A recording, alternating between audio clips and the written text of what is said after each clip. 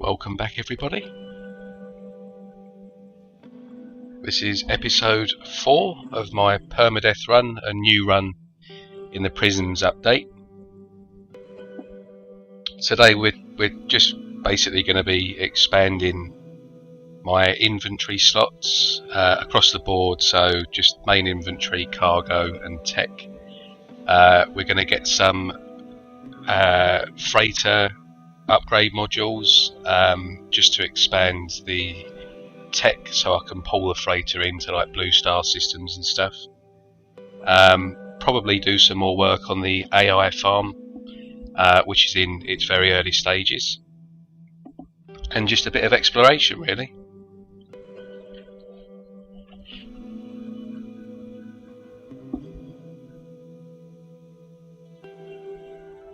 Have to excuse me as well because I'm really suffering with hay fever today. It's terrible.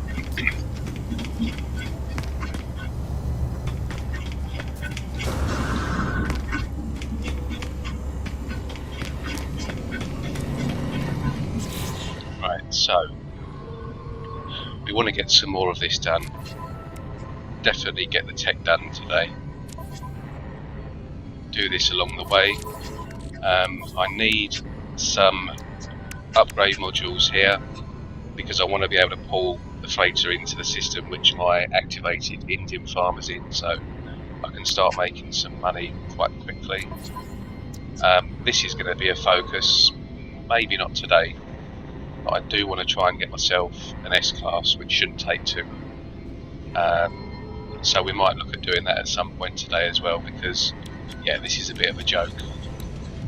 You can't really work with 6 different slots in your multi-tool. It makes things very difficult. So I think first I'm going to do a derelict freighter.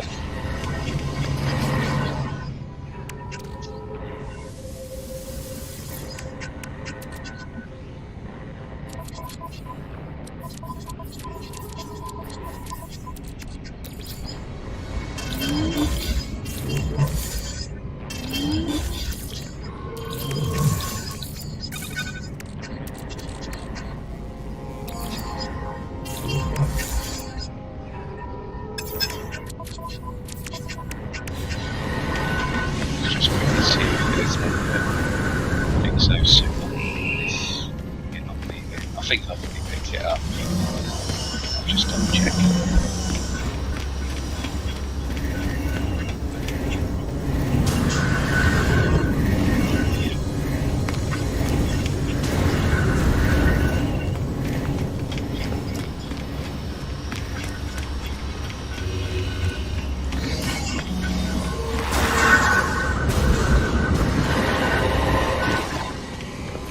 Yeah, so I'm going to use this first, just to, because I've got one already sitting there, just to quickly do a derelict freighter.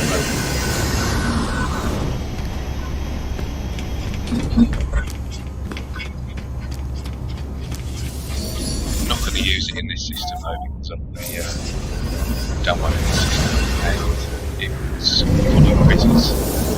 We don't, especially in zoning,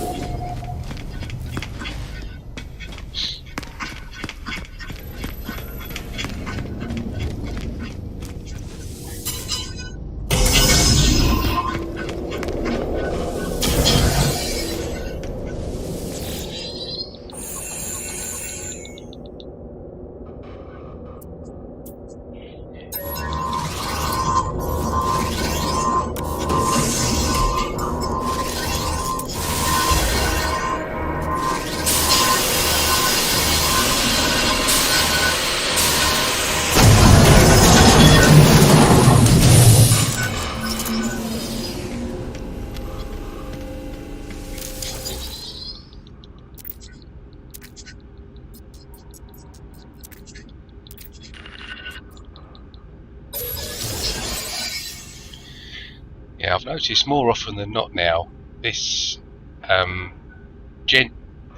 most of the time, kind of 8 or 9 times out of 10 will always appear now, the very first one that you interact with, which is quite good because you could, in the initial derelict freighter update, you could go through the whole run and only see this kind of towards the last 2 or 3 modules here that you interact with, which was a right pain because you had to backtrack all the way to the modules that you interact with to basically download the information. But now they tend to appear right at the start, which is good.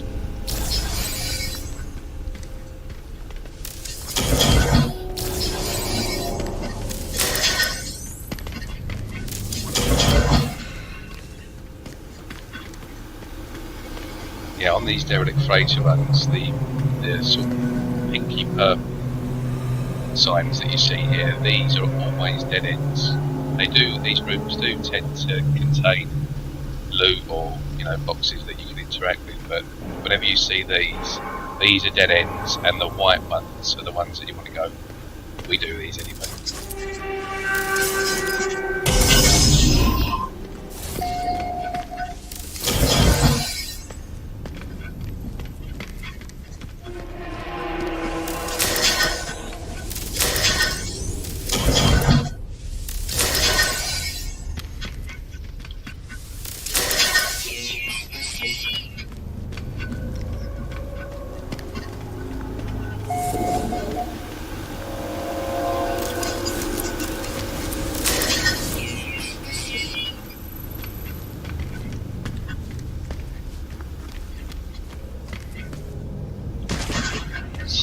Yeah, these sort of pale blue, these are the ones that will take you forward in the derelict freighter.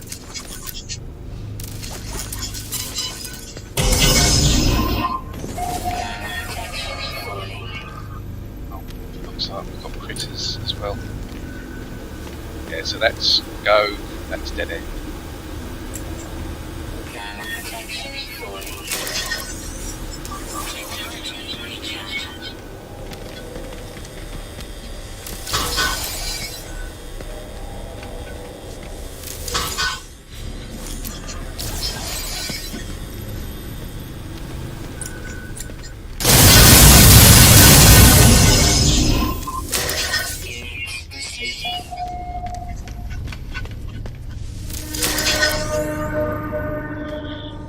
Once I find that the captain's log there, I just avoid all of these. It just saves a bit of extra time. There isn't really much that you get from them, aside from a bit of lore. Just speeds things up a bit.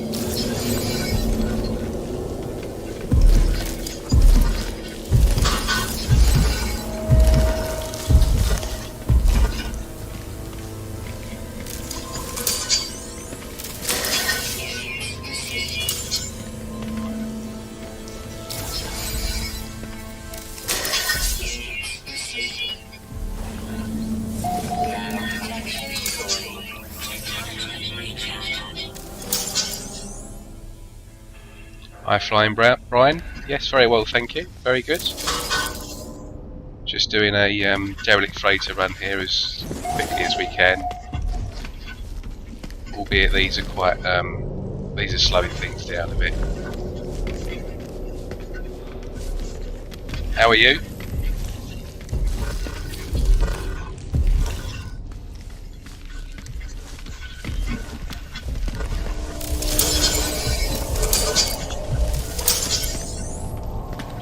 Let me know what the sound quality is like as well, if it's still sounding tinny. I think the last stream at the start, the microphone was really struggling.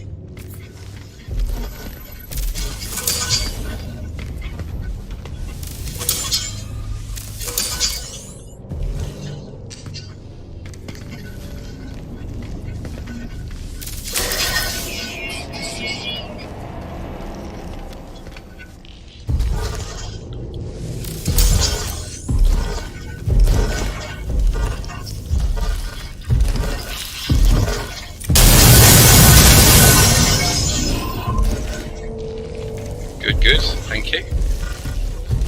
Glad to hear you're good.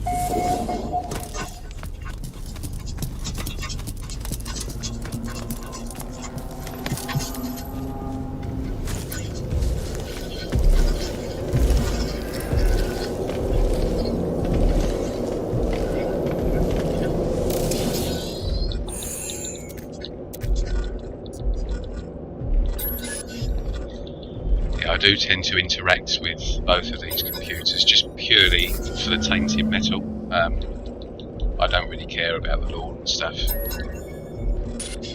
But when you're at the start, it's tainted metal is just quite an easy way to get some good nanites accumulated. If you don't dupe, I don't dupe at all. I never have done.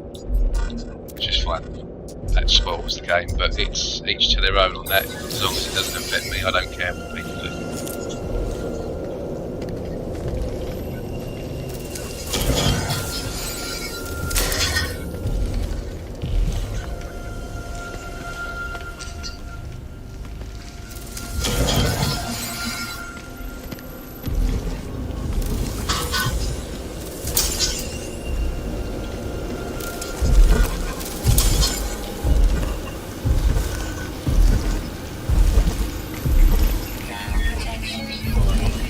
Once I get my shields upgraded, I'll just destroy these. But it's I haven't built my shield and stuff out properly yet, so I don't want to risk it.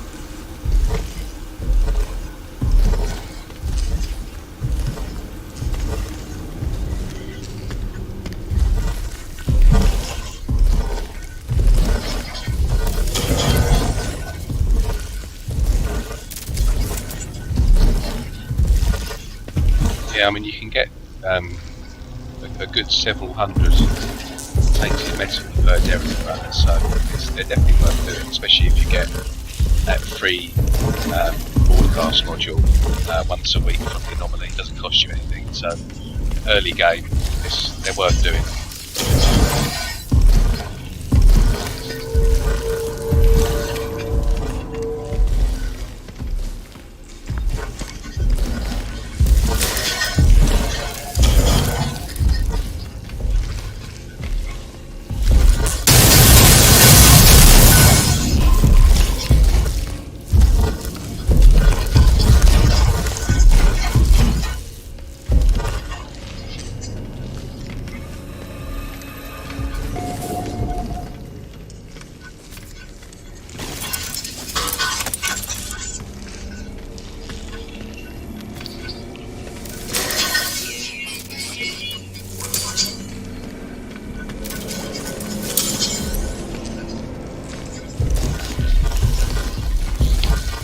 see a lot of people on these derelicts killing this as well to collect living slime. I just find making nanites using slime is so boring. It takes too long and it's just tedious. So that isn't my preferred method of farming or making nanites these days. I tend to do ship scrapping.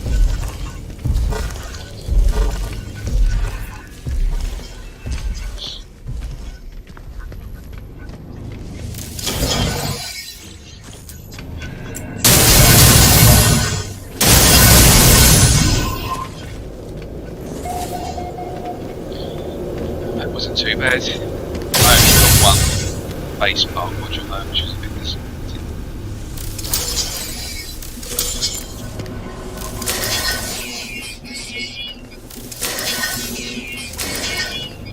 I will be making once I get rid of the free freighter I've got at the moment, I'm going to get myself a really nice freighter, S-Class obviously. And I'm going to make a really, really detailed base. So that will take up to 2 or 3 streams in itself, I think. If you haven't seen one of my previous freighter bases, check it out on the channel. It's about a 30-minute long video, but it's extremely detailed. And it will be similar to that, but on a smaller scale, so that other people can access it as well.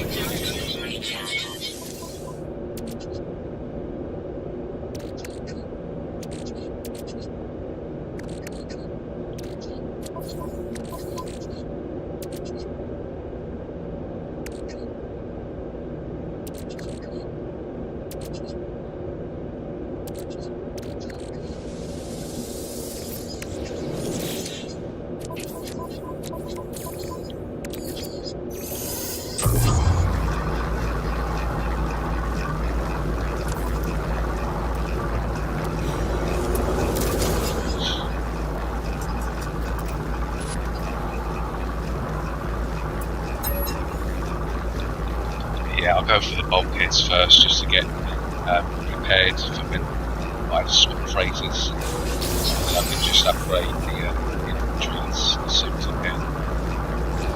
Not that it matters because the storage contains probably more than enough freighters.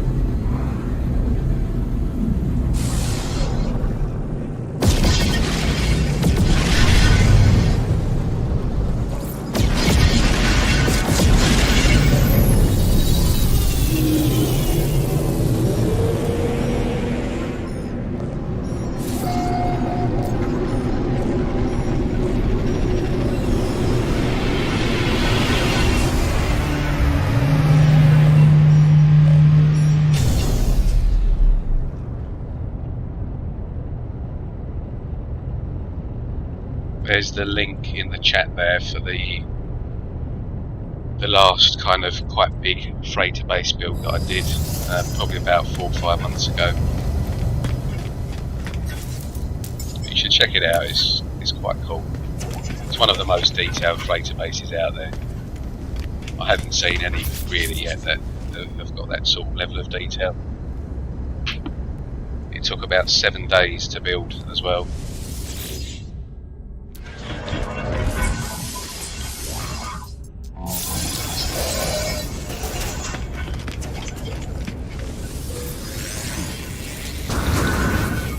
Yeah, I love freighters. I just wish, I mean, on PC it's not so much of an issue because, you know, if you use Save Editor, you can get all base parts, like from the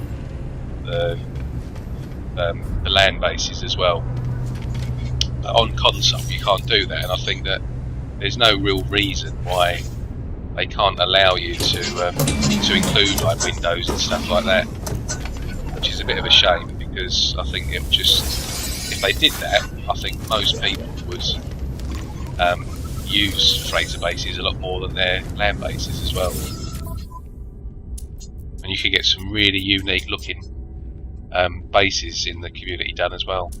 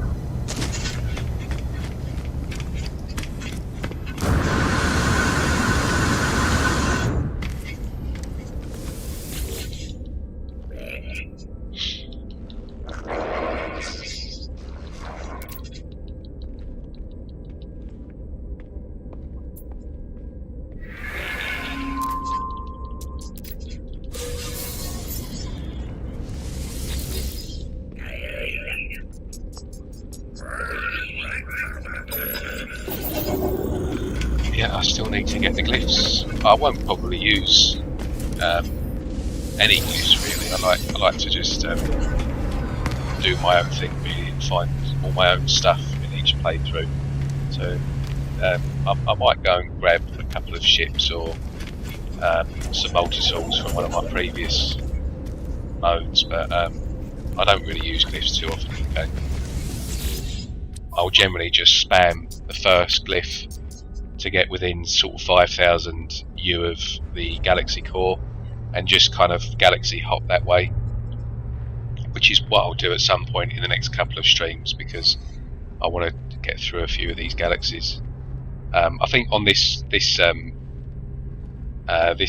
mode, I mean this is kind of way down the line, but I think on this permadeath save, what I want to try and do is get all 255 galaxies done, a base computer in each one, and then kind of permadeath, and that is complete. Just a nice little thing to get done.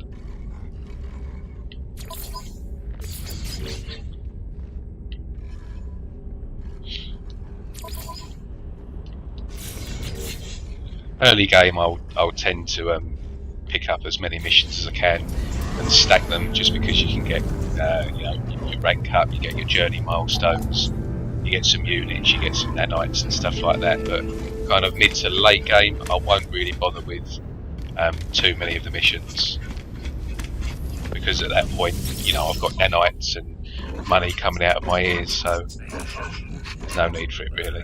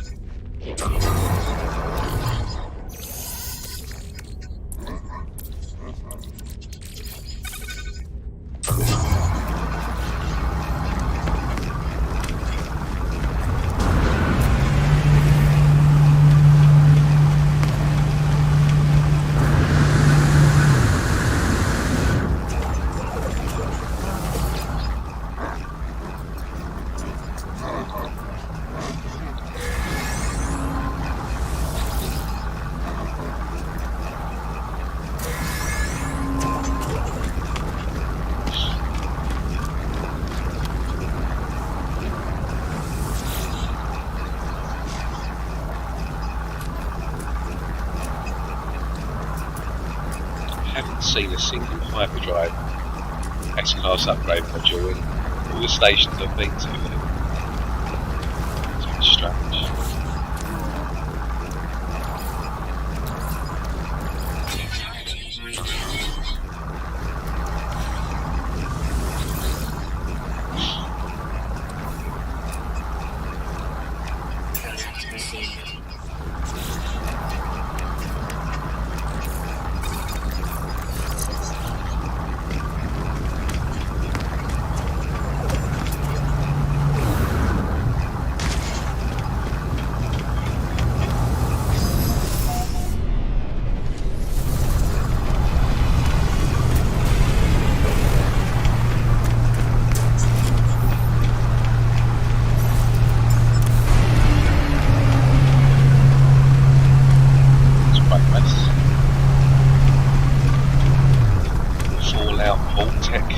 Voltec colours.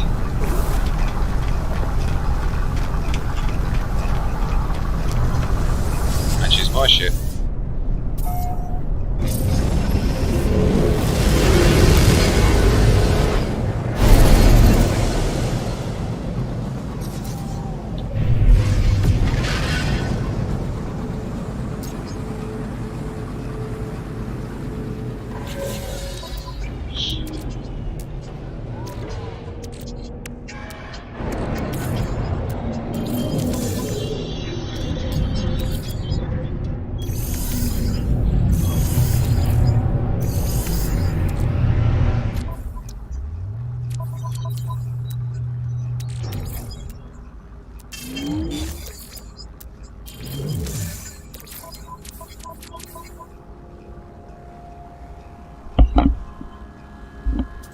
Some building work going on outside the house at the moment, so if you hear some funny noises in the background, it's quite warm in the UK today, so I've got a window open. If it is annoying, just let me know in the chat and I'll get the window shut.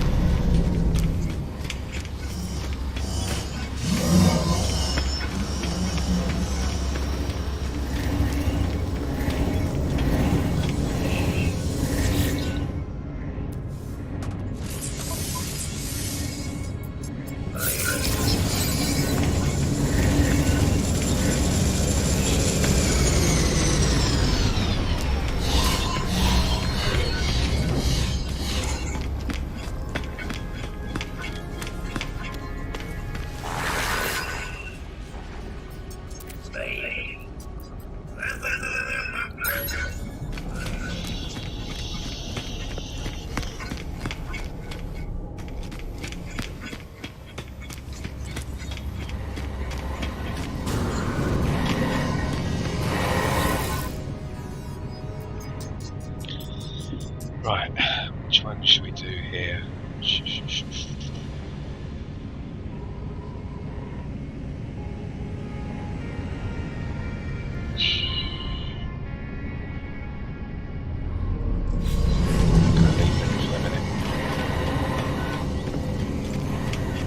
carry on trying to get this infantry built down. I'm going to quickly kill a couple of support freighter support ships. Need some salvage frigate modules.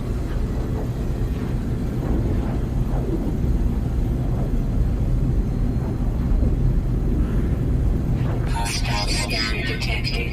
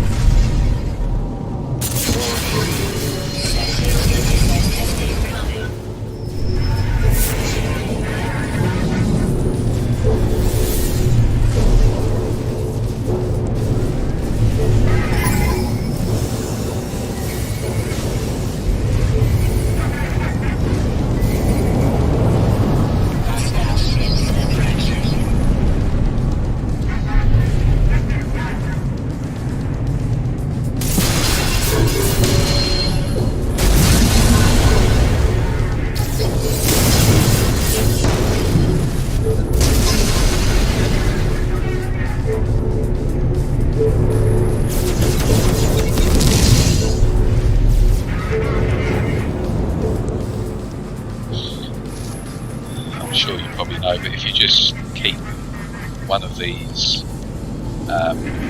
enemy drone ships on your tail while you're doing this, you'll only ever have that one chasing you. So, I mean, the damage that it does is legendary. So you can just sort of do your own thing and just get on and try to get these upgrades. But if you kill it, you shoot it down, you'll get a few more coming, and then it just becomes a win. And you will, on PERMADEATH, you'll definitely start taking some damage. But if you just keep one busy, it's pretty much free reign on these razors.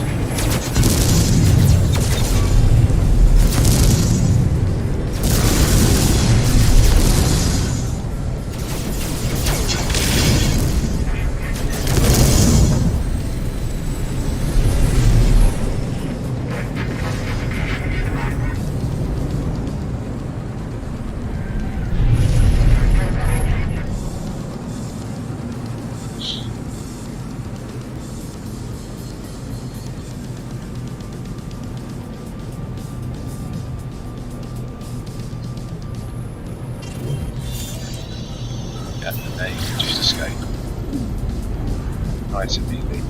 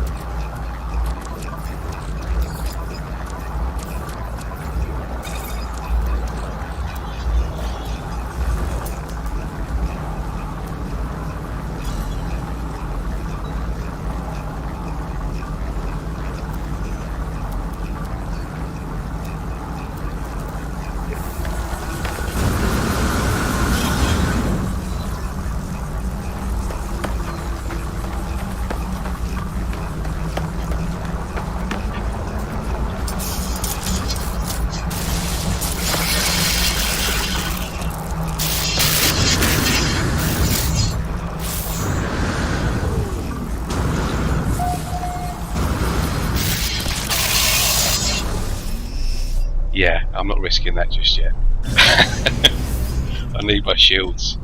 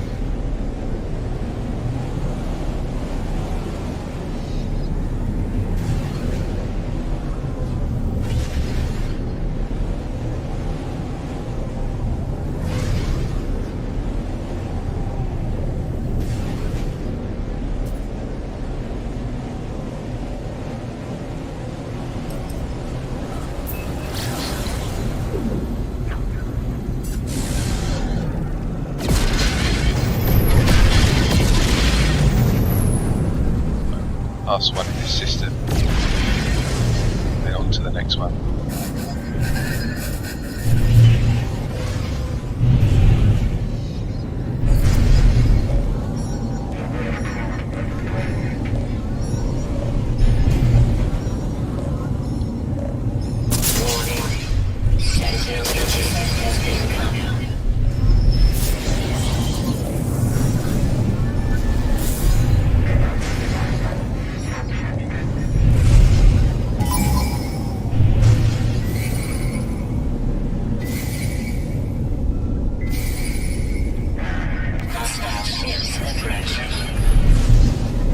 We know.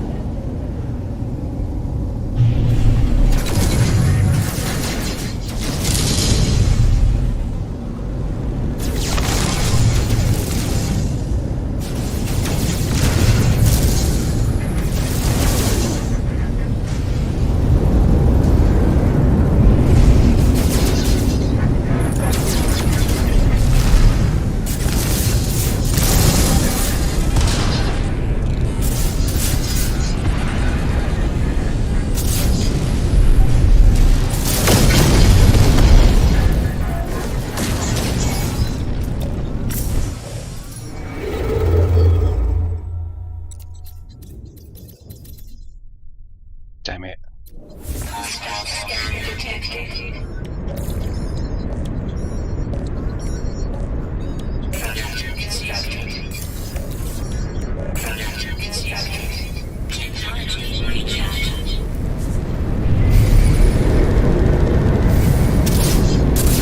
Hostile ships approaching.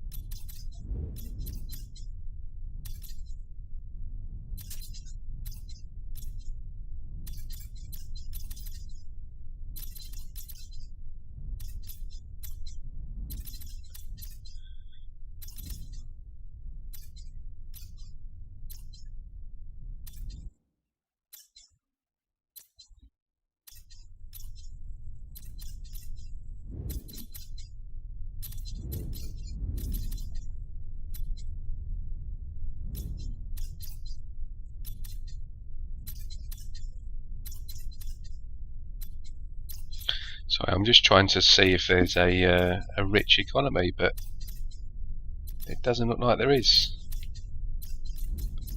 Certainly within my range, anyway.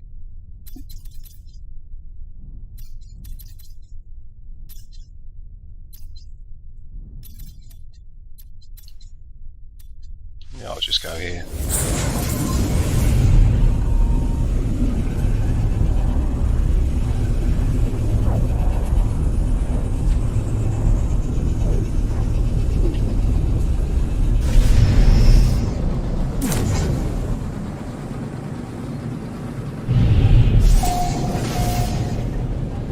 Let's see if the goodie box has got anything special, shall we?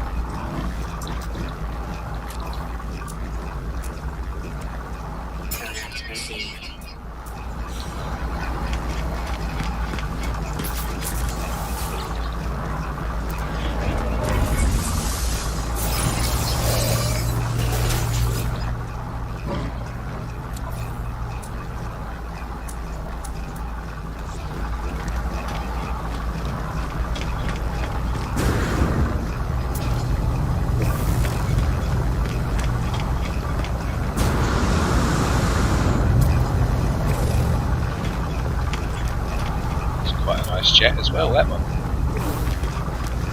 It's not really my colouring, but it's quite nice. I like the E-wings on jets. I think the E-wings look the best on jets, on the heavy type.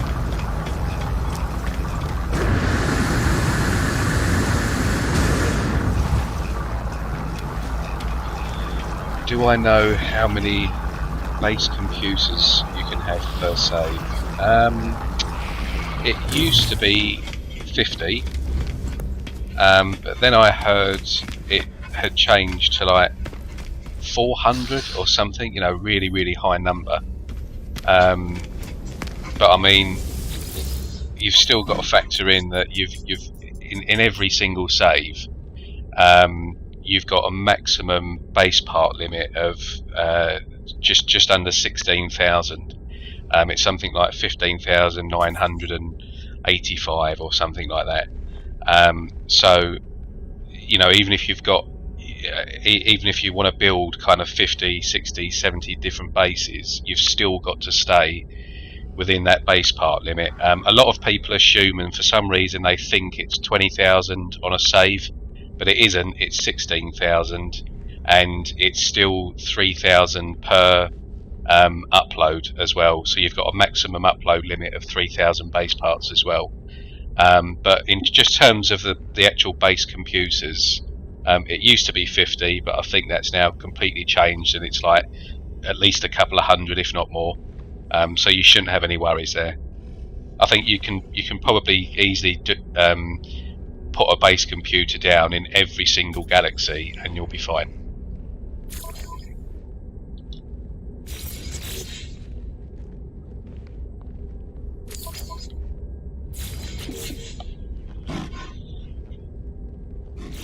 But yeah, I mean, everyone for some reason just used to assume that you had 20,000 over an entire save, but that's actually never been the case. So I don't know. I think the No Man's Sky wiki page started that bit of information, but they're not always right. That fan page.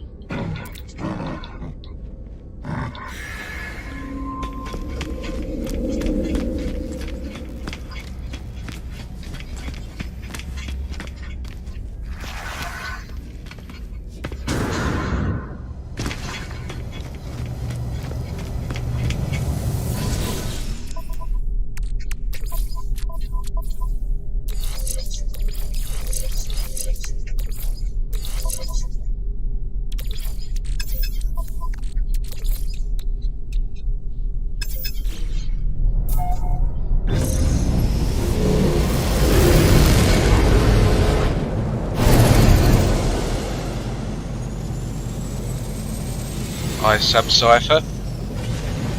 How are you?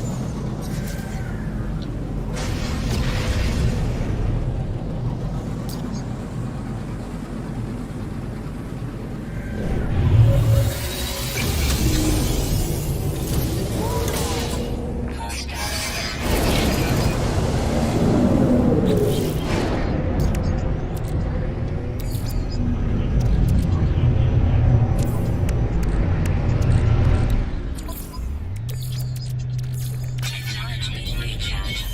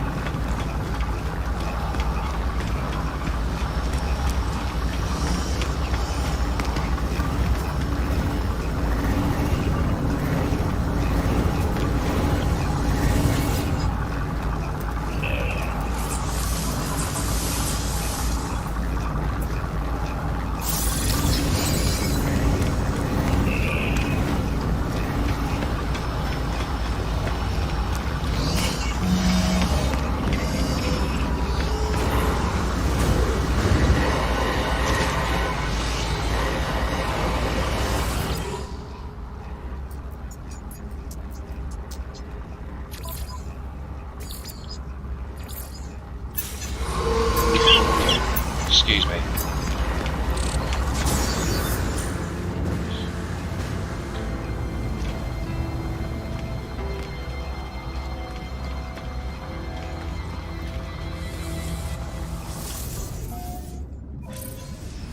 No problem, Terry. How are you? Thanks for joining. Hope all is good.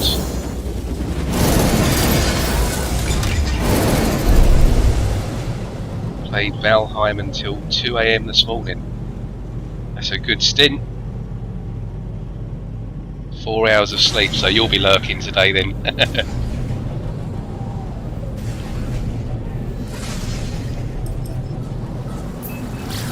I watched Beeblebum a couple of days ago playing Valheim. It's the first time I've seen someone play it.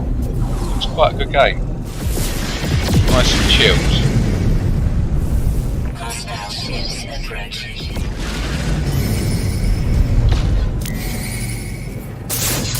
Not something I'm going to rush into myself. Got quite a few games on the plate. Hostile ships defeated.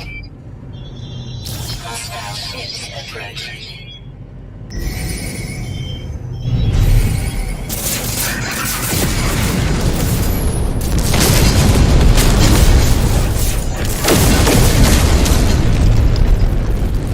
Hostile ships defeated.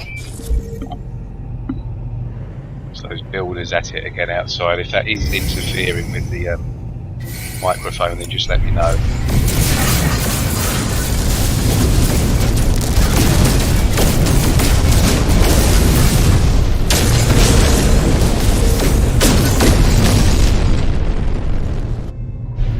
Hostile ships defeated.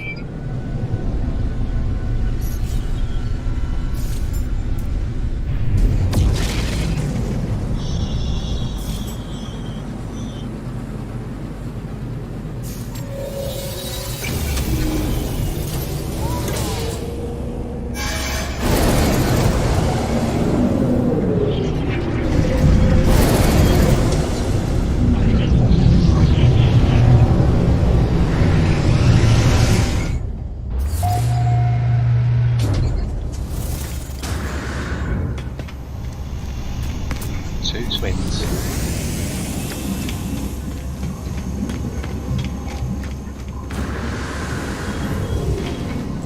So, has anyone seen if there's been any more news on this next update or expeditions yet? I did check this morning, and there wasn't anything up from what I could see.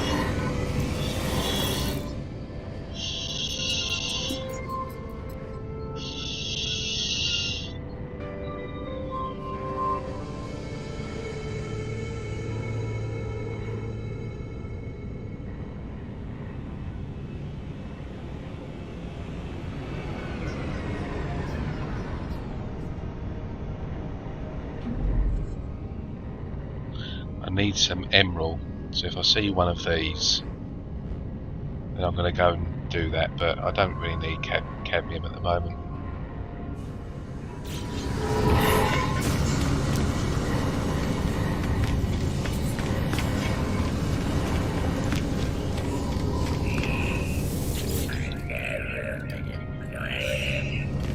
Don't need anything from there. I'm just going to cheat a little bit here. And I'm going to do this because I'm going to pick up a glyph. It is kind of exploity this, but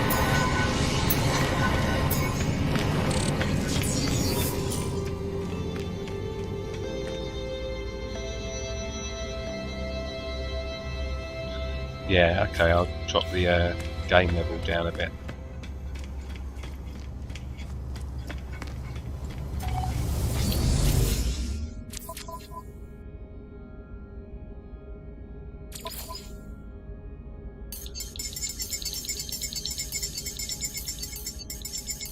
What do we reckon I should go to? 60 or lower?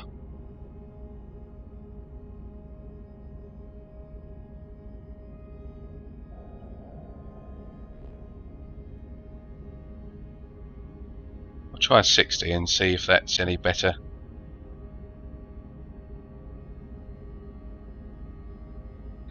Yeah, Terry, I saw that leak this morning. I saw that last night actually.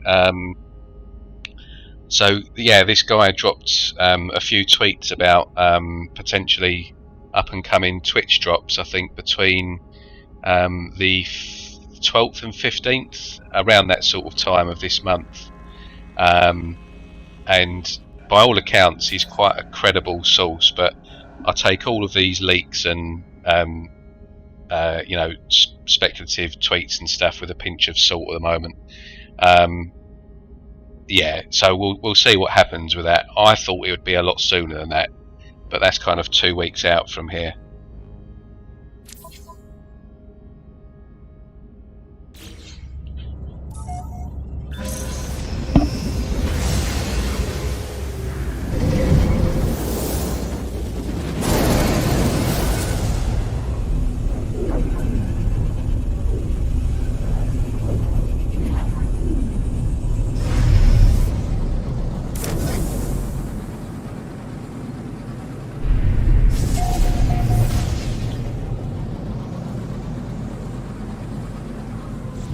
There is some speculation going around as well that because we had kind of a week-long period where the anomaly was completely empty, so I mean certainly for me and everyone that I know, there was no one in the anomaly, so they were clearly working on something on the multiplayer side, and for them to kind of have a completely separate dedicated server to test the multiplayer on and switch at the same time, switch our multiplayer off, you know, in the anomaly and link to that.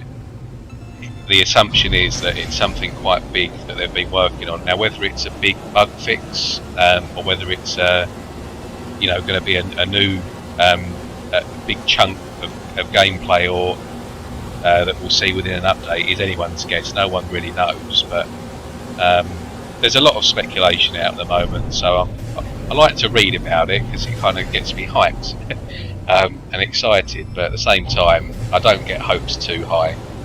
I just want to know what they're going to be doing with this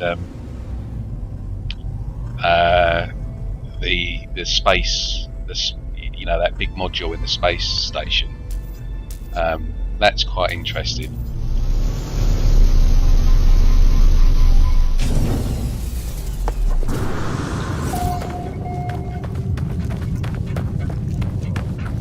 If it means that we can now own space stations and potentially build bases on space stations, then that's going to get me well hyped. I think that'd be a great idea.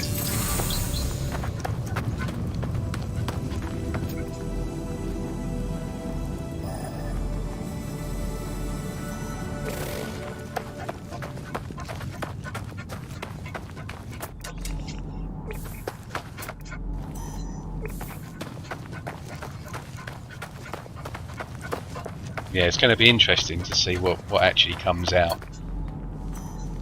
I'll be surprised if an Expeditions update doesn't drop before a major update that's due this year. But like I said, I mean, we were kind of expecting that 2 weeks ago, and it hasn't dropped yet, so who knows?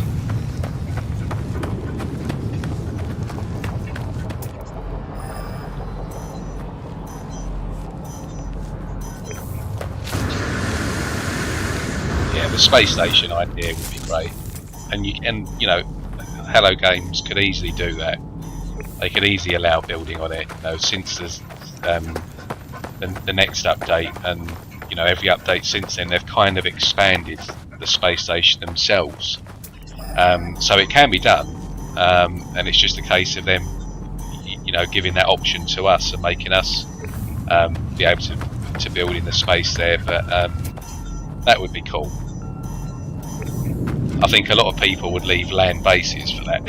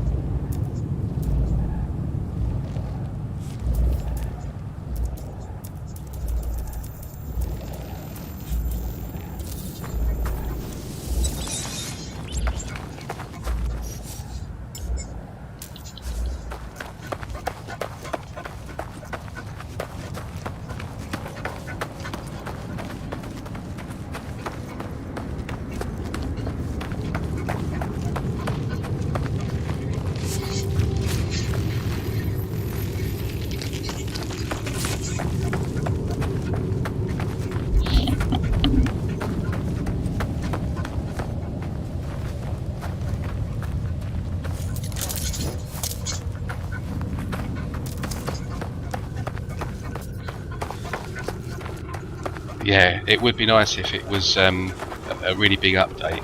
I'm personally expecting a big update. I think it's going to be a big one, but at the same time, people like you know, content creators like Phoebes and other people out there, they also sort of feel that it could be the last one as well, which would be a shame.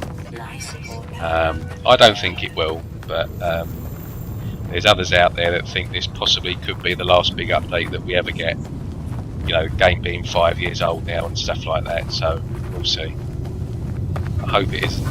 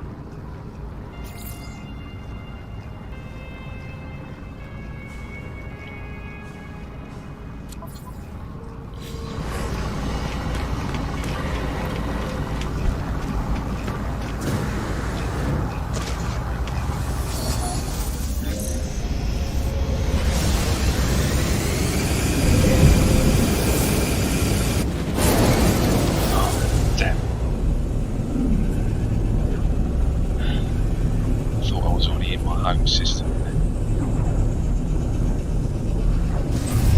That was a waste.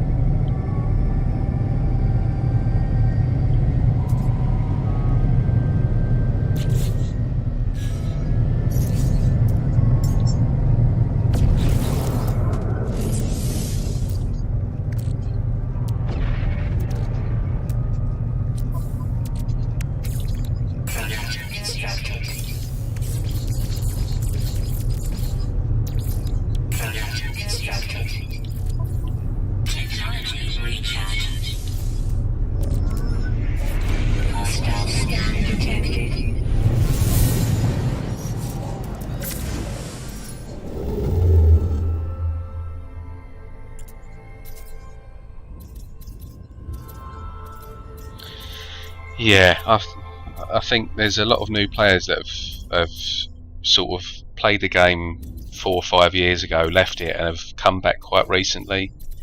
And there's kind of fresh new players out there, it seems, as well at the moment. So, because if you look at the numbers over the last sort of 3 or 4 months on Steam, the numbers have actually gone up in terms of consecutive players playing the game at the same time and new players and stuff like that. So I think if it was the last update, why would a company want to not make any more money? We all know it's kind of profits and money driven, the industry. So I personally can't see it being the last update, not yet. Once the game starts dying as opposed to growing, that's when I can see the last updates happening. But kind of right now, it almost to me feels like the game's pretty much at its peak. So why they would kind of stop any further updates is beyond me. I think that wouldn't be a great business decision, but other people kind of disagree. They think it is, but that's my view on it. It'd be a real shame if it is, but I can't see it. I think we're going to be all right. Don't worry.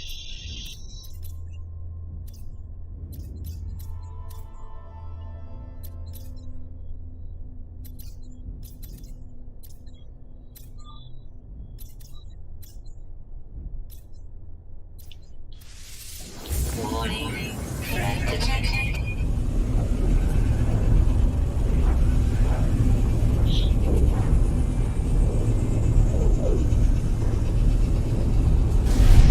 And the other thing is, the other reason why I think it's very sceptical, sort of saying this is the last update potentially, is Expeditions only started 2 months ago, and they wouldn't kind of potentially look at a complete overhaul of how you can earn Quicksilver and stuff with these new expeditions to kind of then just roll out one last big update. It just doesn't make sense to me. So yeah, I can't see that. I think it's going to be a big update, but I don't think it's going to be the last one.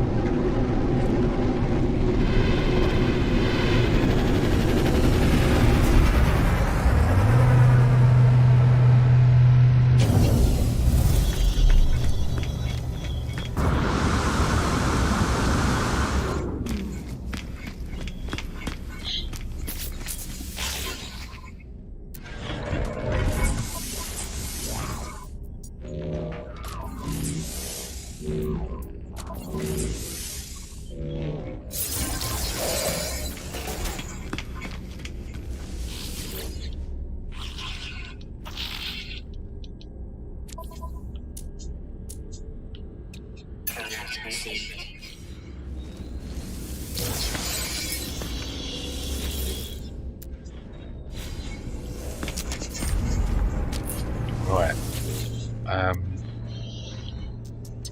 Okay, as this is a rifle, I'm just going to quickly. How many planets are in this system? There's 4 bodies, right.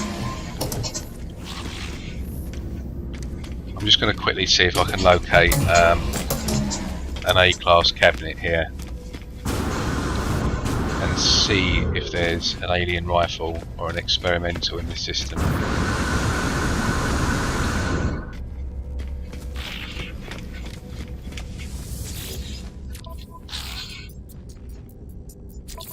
Yeah, take that one, and we'll take this one.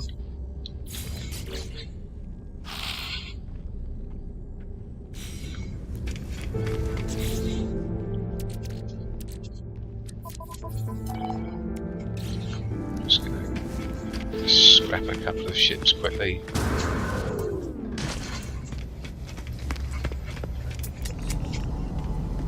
As if they come in. They've been a bit up and down for me actually in the last, even on a different game mode I play on. There hasn't been a great deal of ships coming in for me for some reason. I don't know as if you guys have experienced that.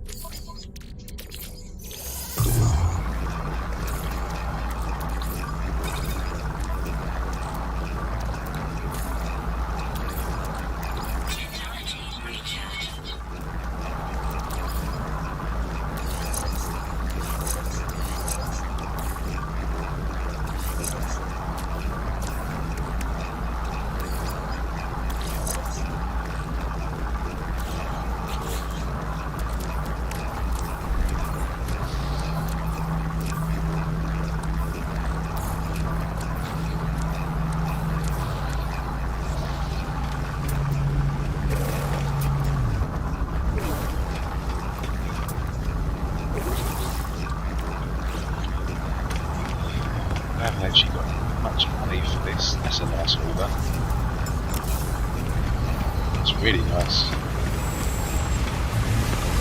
These ion boosters here, I love these performers. I think they're really cool. Makes them really beefy.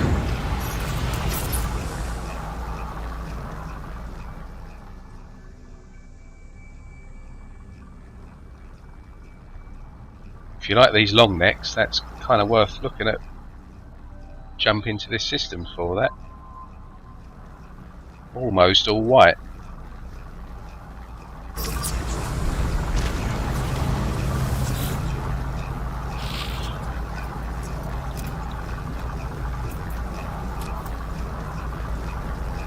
White with sort of cyan turquoise. Very nice.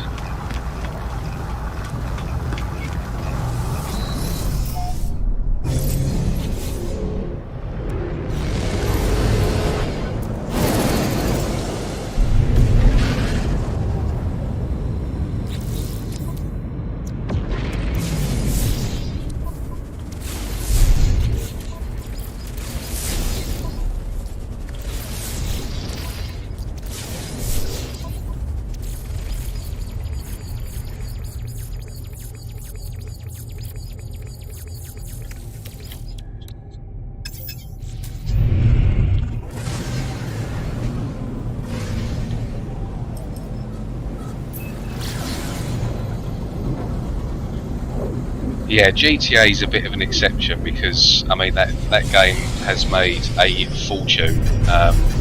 You know, a lot of the money from that has come from the microtransactions and you know, the online side of it. And I think it still holds the record for the most amount of profit ever made for any media in history. So it's made more money, that game, than any book, any film, any song, any album, you know, anything in media. That game has made more money than all of it. So it's a bit of an exception there. I think they've been going for like 10 or probably more than 10 years now in terms of making money, but this game's not at that scale, and I think that if Hello Games decides now to stop making new content for it, then it's going to be a really poor decision from their part.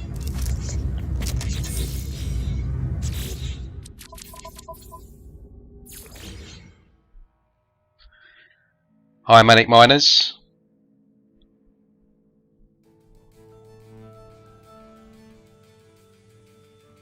Terry, I think UK time it starts at around 7 o'clock PM.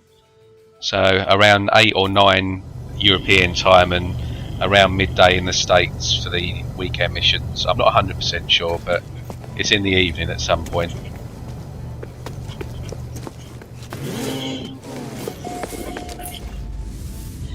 If you guys haven't seen as well, Manic Miners, that's just joined the chat, he put up a video a couple of days ago of a 3D printed multi-tool that took over 100 hours to print. I would love one, but I reckon they're going to be very expensive. They look really, really cool though. If you are going to paint that up, Manic Miners, make sure you do a video, because I want to see that and see the end finish to that, because the tool looks incredible. That crystal experimental, and the size of it as well, it's crazy.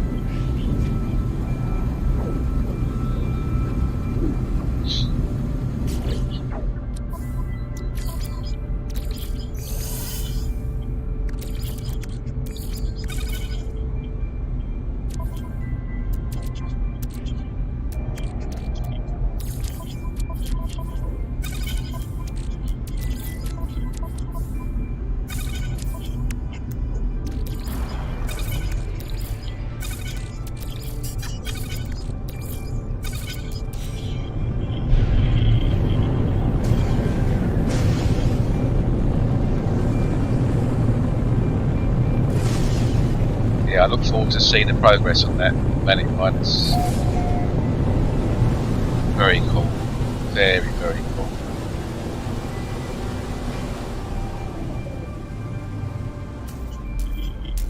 Yeah, Flying Brian, I'm in agreement. I mean, for me, it's each to their own on this. This is just my own opinion, but the last few updates, like the pets update for me, just didn't cut it. I'm not really into the sort of pet side of things. A lot of people are, but it's not for me.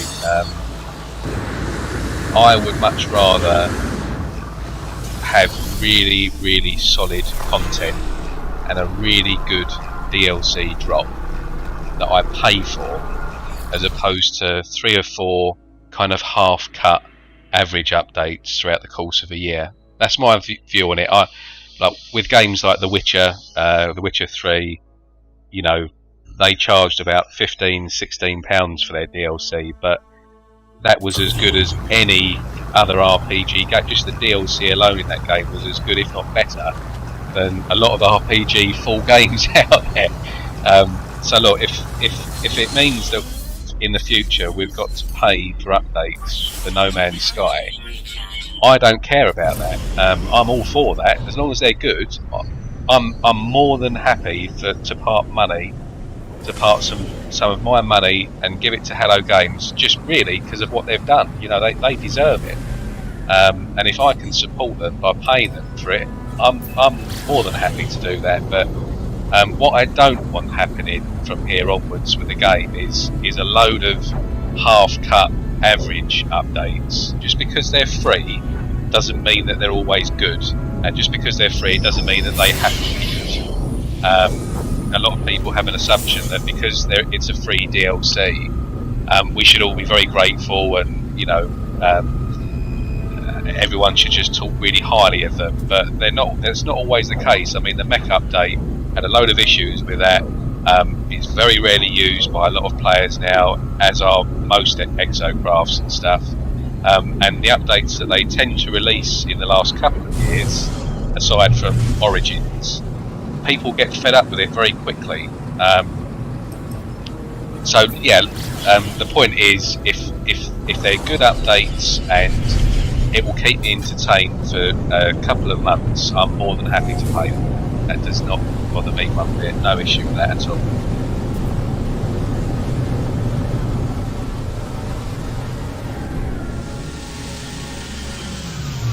Pets was good, but I mean, after about a week, very much the same sort of stuff, and I just got quite bored with it personally. But I see a lot of friends I've got that play the game.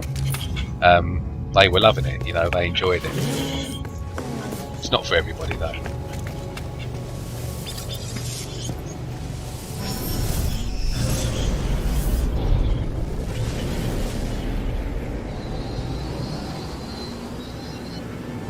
I don't think that if they charged for a DLC and it was big, I don't think there'd be many people out there complaining about that. I think a lot of people will just be quite happy, frankly, to support the developers for what they've done.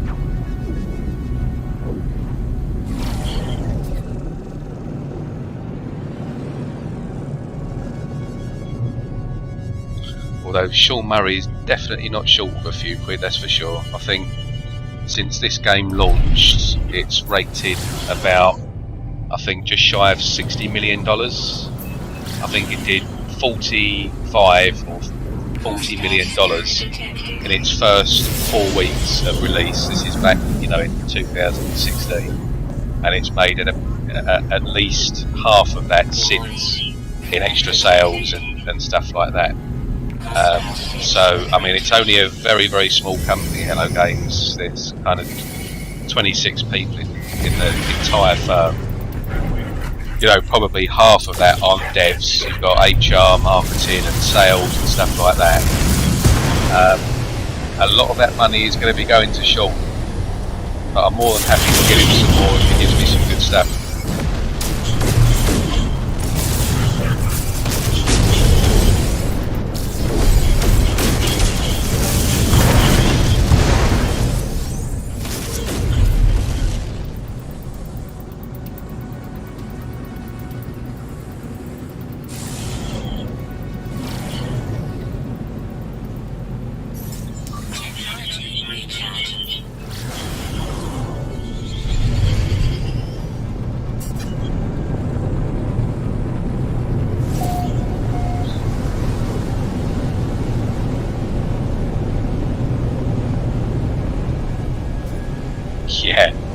this is it's definitely up there. This game for me, it's definitely a top 10 game of all time for me, No Man's Sky. But there isn't. It's not my favourite game, but there isn't a single game in my Steam library. I've got about 2,500, nearly 3,000 games in my Steam library that I've collected over the last sort of 10 years, and I've played quite a few to the death, and not a single game even comes close to the amount of hours I've put into No Man's Sky.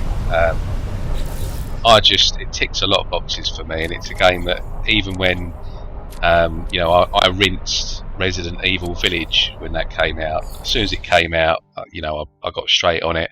I try and complete all of the games. Like I'm outside of No Man's Sky. I achievement hunt, so I've got about 200 odd games that have got 100% achievements in. I like to play quite difficult games as well. Resident Evil came out, and I was on that solid for about a week to 10 days. 100%ed it, got all the achievements done. First thing I did, straight back on No Man's Sky. It's just one of those games that just always I keep coming back to. I think I've got on since 2016 now on this game. All of the saves combined, my Steam account says I've got 4,300 hours, which is insane. I mean, it's the only game that I've got that has 4 digits. Like all the other games are like 20 hours, 40 hours, maybe 100 hours on a few. I think Witcher 3, I put 415 hours into that because I love that game. It's my favourite ever game. But yeah, I mean, this is kind of 8-9 times that amount.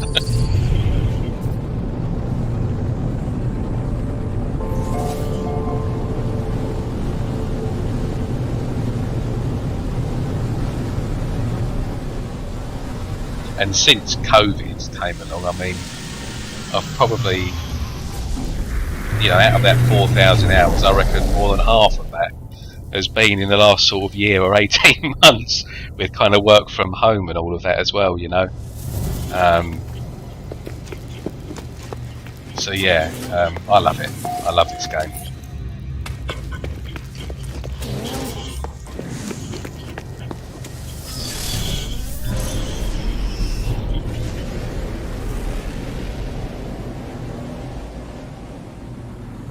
Yeah, COD 4 was good. I enjoyed that. I think the first real sort of hardcore hours I'd put into a game online was probably Modern Warfare 2. I mean, I don't know how many hours I probably played on that, but I would say 800 easily. When that first came out back in the day, me and my friends, we absolutely came that game. Every single night we'd all come in from work and doing whatever and just jump on and stay on it until silly hours in the morning. It was brilliant. And then we sort of lost a bit of interest in Modern Warfare or COD 3, Modern Warfare 3. Then we gained interest again in Black Ops, and then for me, Call of Duty just kind of died a bit. I did play Warzone for a bit. I probably did about, 100 hours in Warzone, mainly with my 2 brothers and a couple of their friends. But again, I got bored of that quite quickly.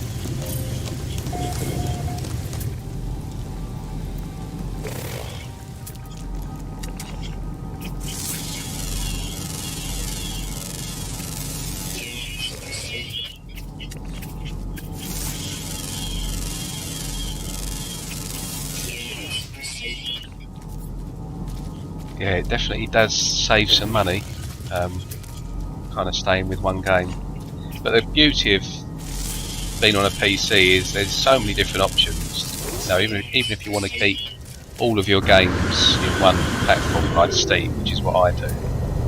You've got Humble Bundle, you've got various different places you can go to get discounted games, and you're never really ever paying full price for them. And then obviously when you get the Steam sales come along, you get 2 big ones a year, one winter, one summer, and then you normally get 1 or 2 in between of that as well, like an Easter or a Chinese Lunar New Year and stuff like that. You know, there's always discounts on games, so it doesn't cost a lot of money on PC gaming. It's just the initial going out and actually, you know, getting the hardware to run them, the PC itself. That's the main hurdle.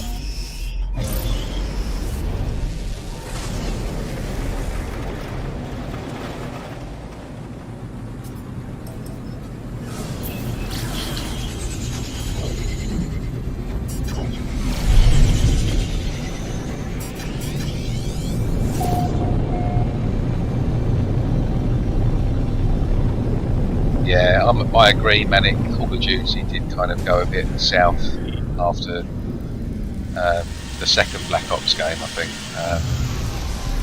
Maybe sooner than that. When you could start running around walls and stuff like that, I was just like, nope, that's it for me, I'm done.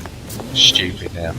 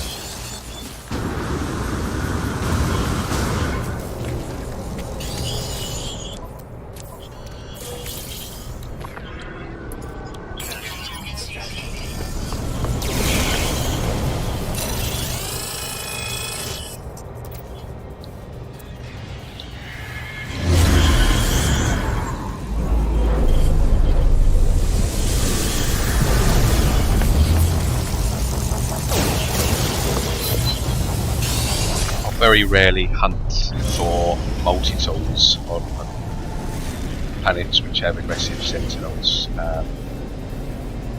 It's quite annoying. I mean, you don't really, it's not because they cause damage and stuff like that, they just get in the way, but it's this point here when you go into space, if the settlement is far away, it just kind of slows everything down with this thing chasing you. So I tend to avoid looking for tools on these sort of planets.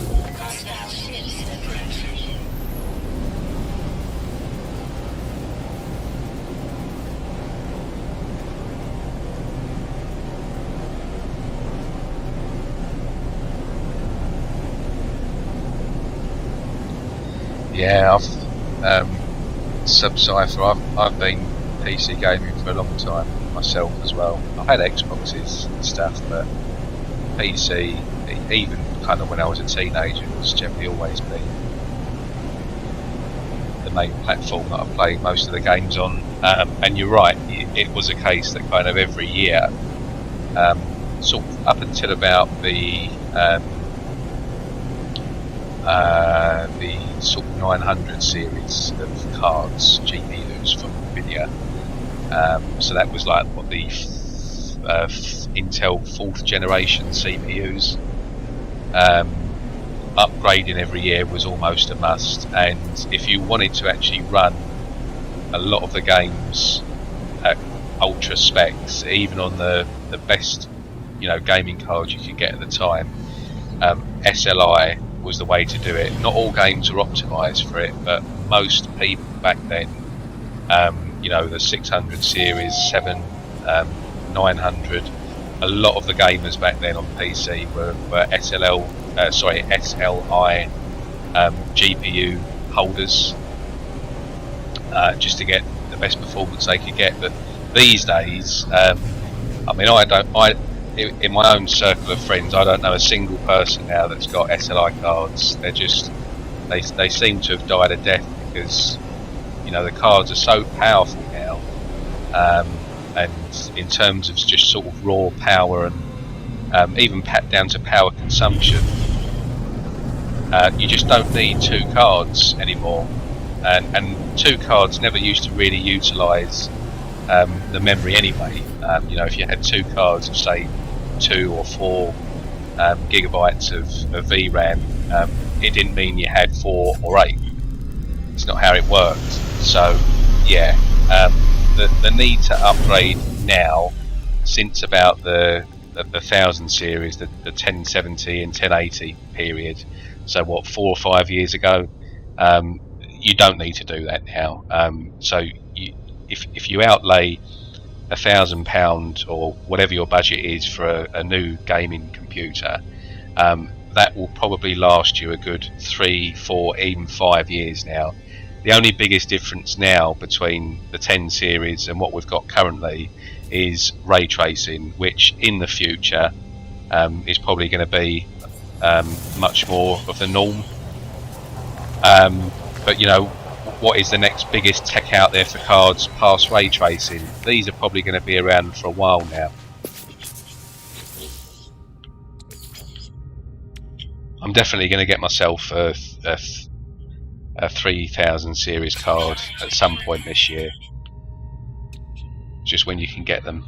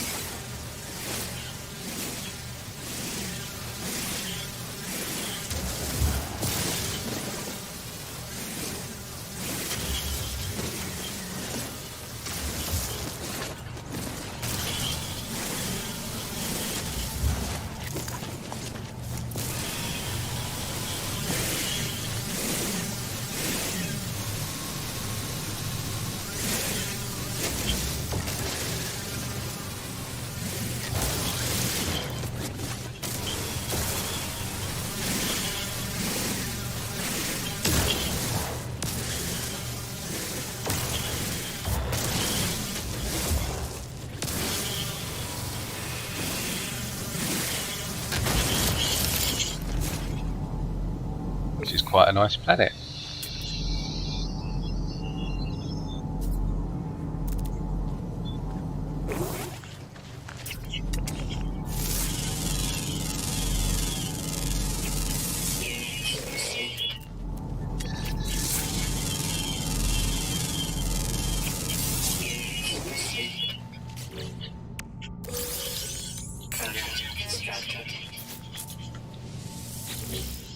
Technology remains.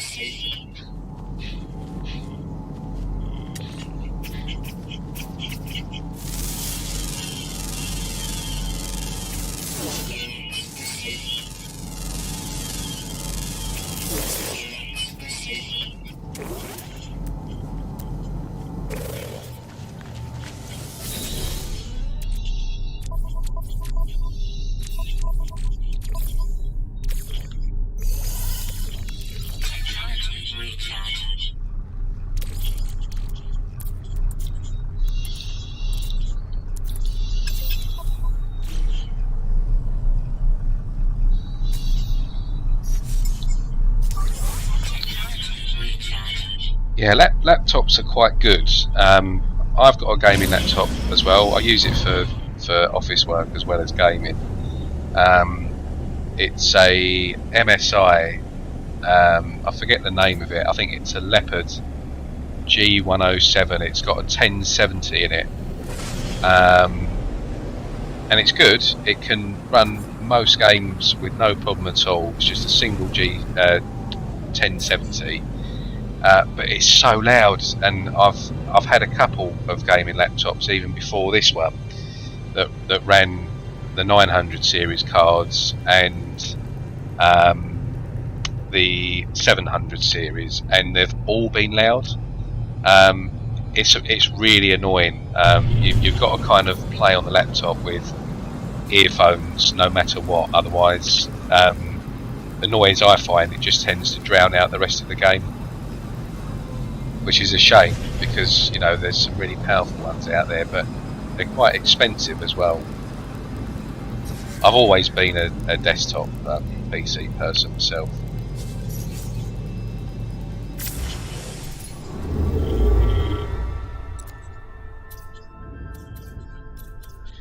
I'll just very quickly, while I'm here, you can actually have a look at the PC that I play on.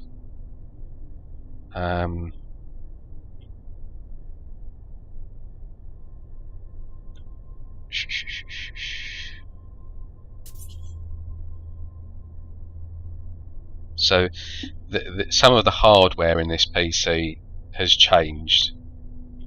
Like I've got a different graphics card now. I've got different RAM, and I've got a couple of different water blocks in it as well. But for the most part, it's more or less the same. This link here, if you have a look at the link in the chat, that's the desktop that I use now. It's called Nebula. And when I built this about 6 years ago, maybe 7 years ago, it was entered into the Cooler Master World Series modding contest, and it came third. Did win it. There was some really outstanding builds that year, but this computer here was featured in Scan. There's a company in the UK up north called Scan, and they sell a lot of software and hardware and stuff. They featured it. Overclockers featured it. It was in a couple of different magazines, and the paint job on the computer itself was done by a guy called John. I forget his surname, but he's quite a famous UK paintbrush artist. He's done like Pink Floyd's helicopters. He's done Pink Floyd's cars. He does a lot of different sort of rock stars and stuff like that. Their motorcycle helmets and stuff like that. He charges a fortune, but he's a friend of a friend of a friend, and I got him to spray paint the Cosmos 2 case for me, and we kind of did a little bit of work on it together. But in sort of 10, 15, 20 years time, the artwork that he's done on this computer will be worth quite a bit of money, because his artwork sells for a lot of money. As I said, I forget his surname. I'll just have a look now. He's signatured the side of the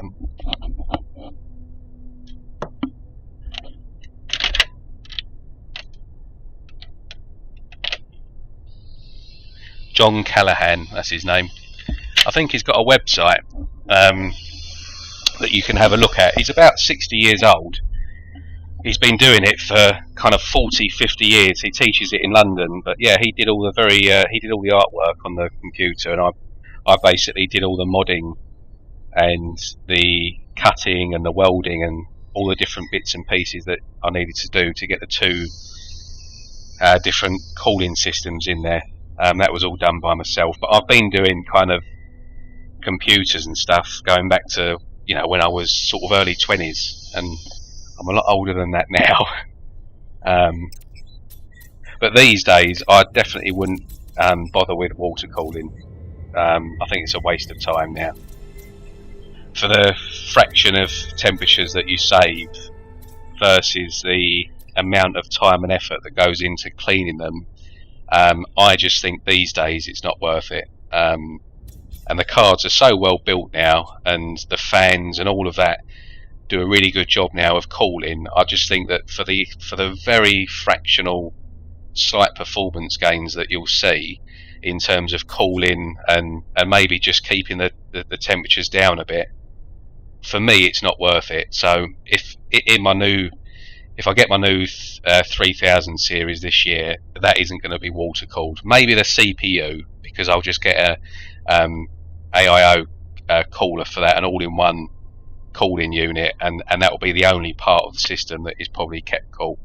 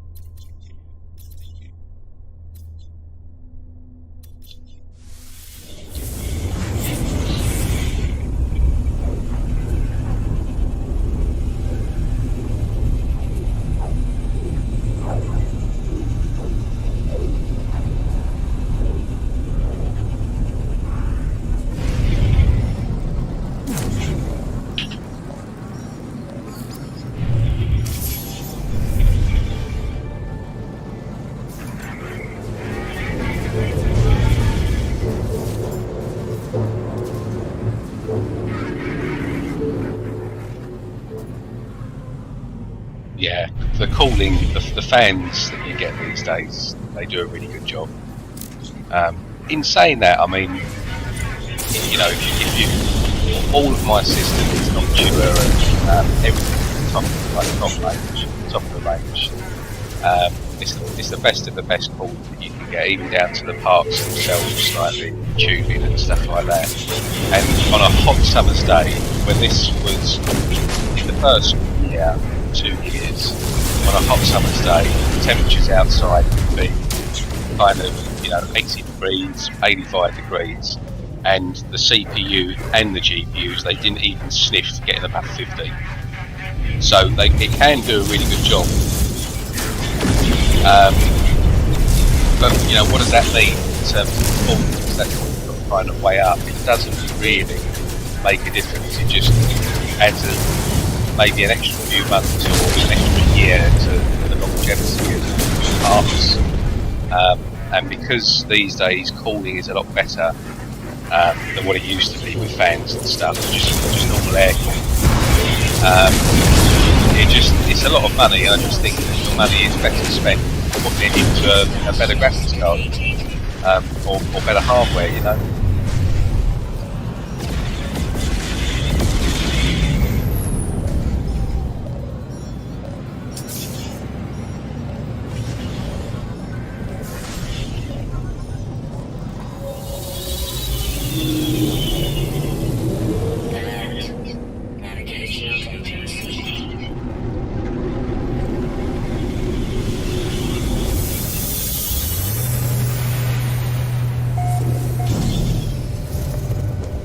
Yeah, John Callahan is an extremely good spray paint artist in the UK. He's very well known. I think he's got a website still which features some of his work, but yeah, he's if I was going to get anything done, because I can get it done quite cheaply, it would be him that I go to. He had never done a PC before I went to him. It was his first ever sort of project, spray painting all the different parts. And because there were so many different parts that he had to spray and sort of, you know, took apart, you know, 30, 40, 50 parts that he had to sort of lay out and get it done all in the space of a week. He did actually say that he wouldn't be keen to kind of do another PC this sort of size in the future. So whether he'd do it again or not, I don't know.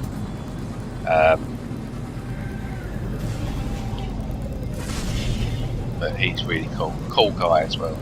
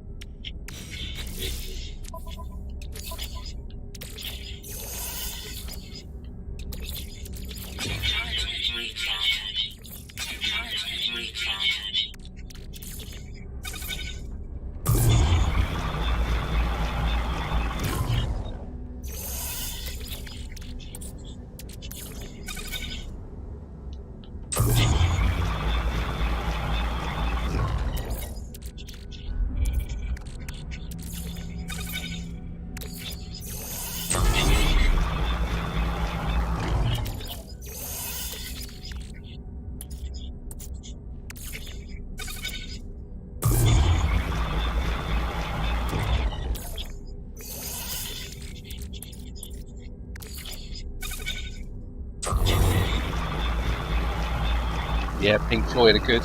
Might like them as well.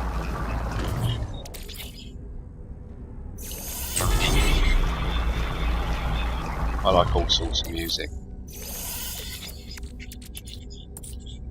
As you can probably tell by my multi-tool videos, I do like a bit of drum and bass as well. It's one of my favourite. But for me, music is just all about what sort of mood you're in. I think determines what sort of music I want to listen to. One day it might be classical, another day it might be pop or R&B. Just depends what mood I'm in.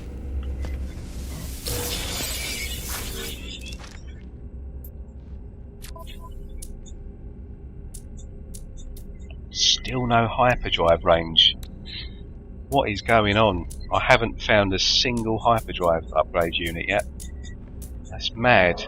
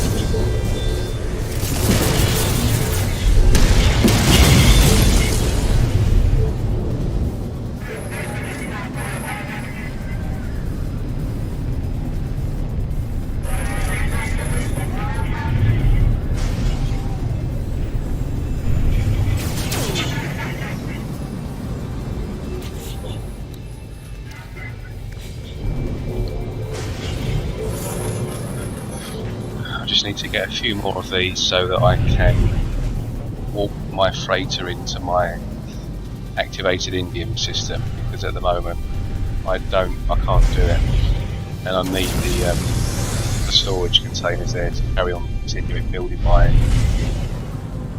farm there.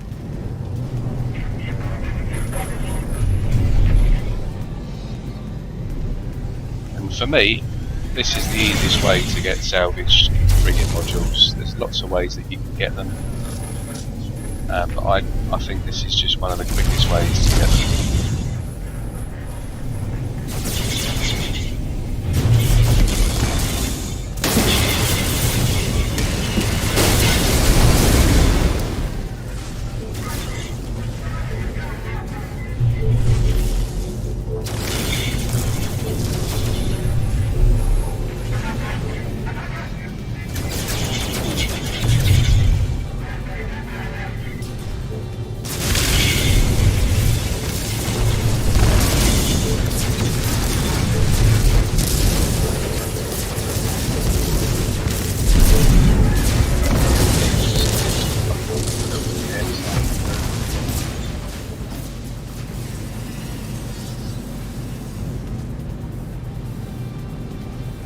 Excuse the language.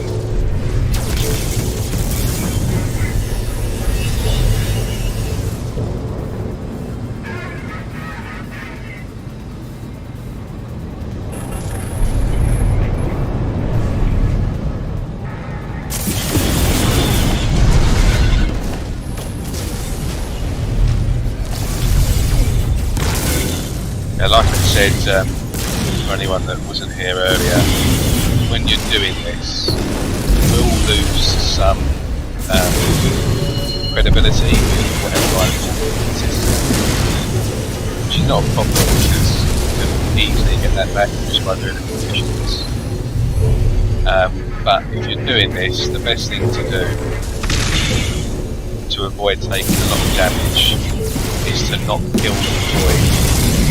This ship here, just leave this ship alone. He doesn't really do much damage to you, and as long as you don't kill him, he will only ever stay as one ship that's after you in the system.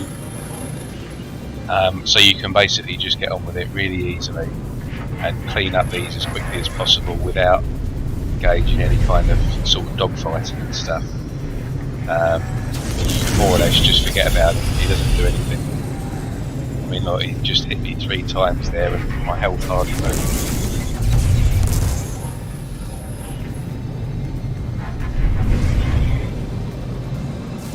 Silly little thing.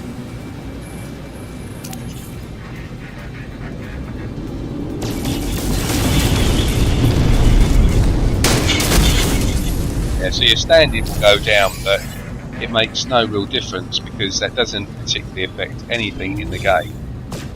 And like I said, you can get that back very easily just by doing submissions and stuff, and even just handing the Viking or Gek, whoever it is that you're losing the standing with, just give them some artifacts that you get from the derelict freighter run and stuff, and you'll be fine.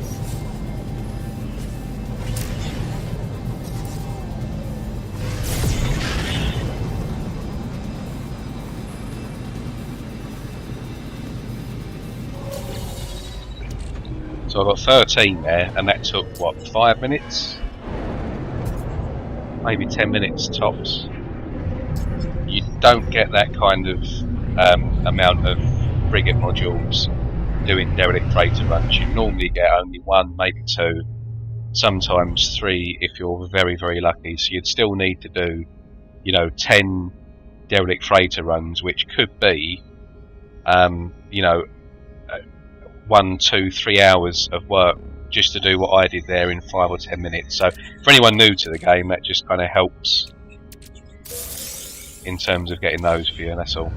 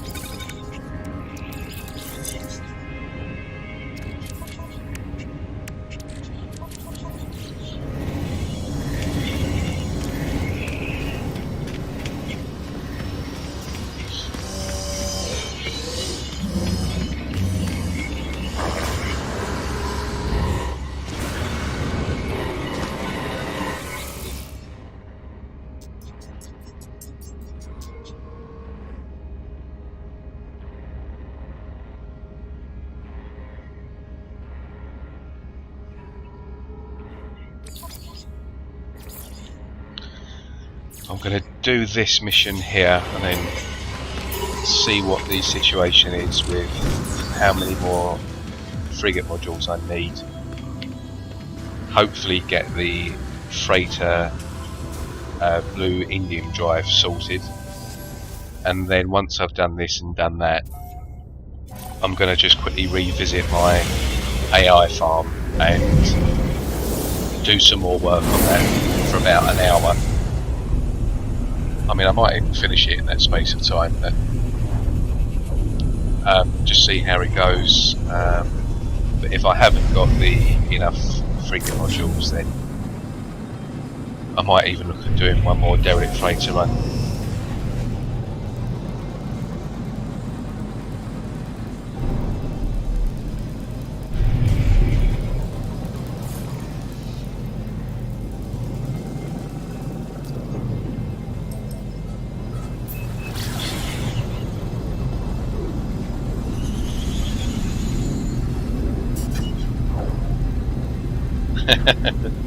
Yeah, Manic Miners, I feel you with dupers. I don't mind it. I mean, it doesn't really bother me because I just delete the stuff that they put in my inventory. Even if they double sort 50 million units worth of AI valves, I'd still get rid of them because I like playing the game how I want to play. But what bothers me about it is the dupers that just put kind of one ferrite dust, or one sodium in your inventory. Those people need to just die. Got no time for that.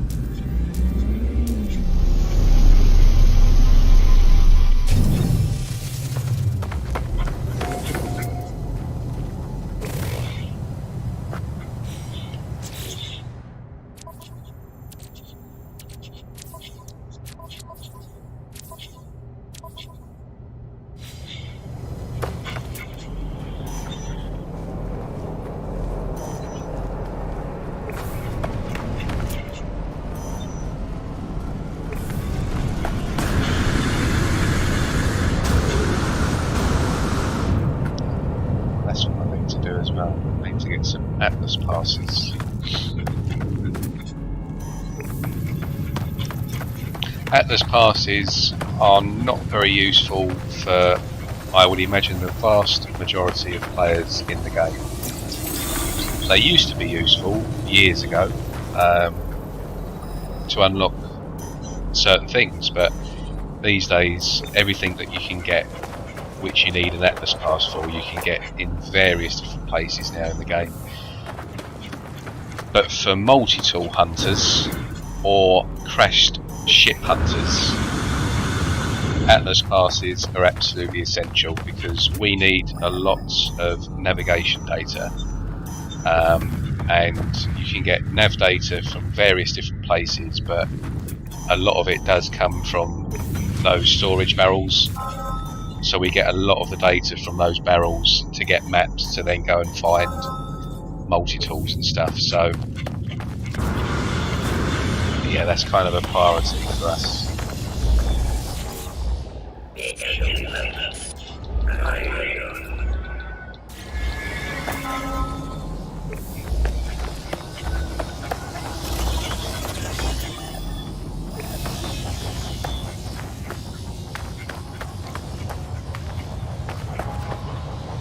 Just need to find myself a cave.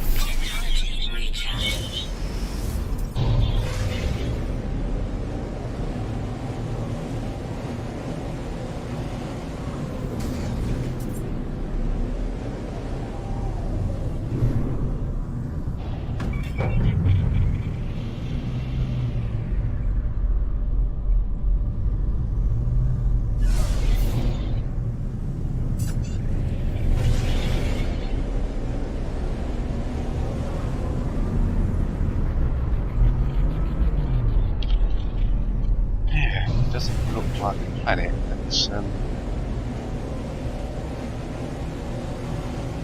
have too many caves.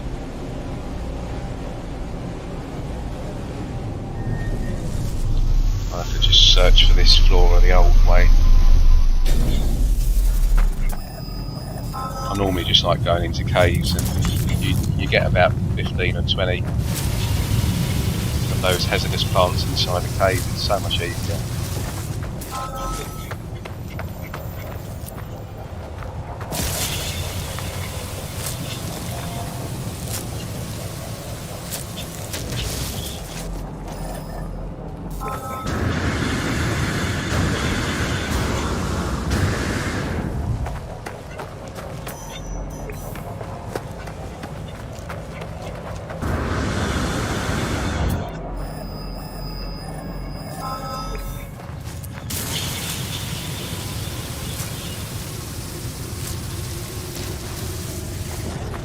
See you later, Manic. Thanks for joining us. Much appreciated.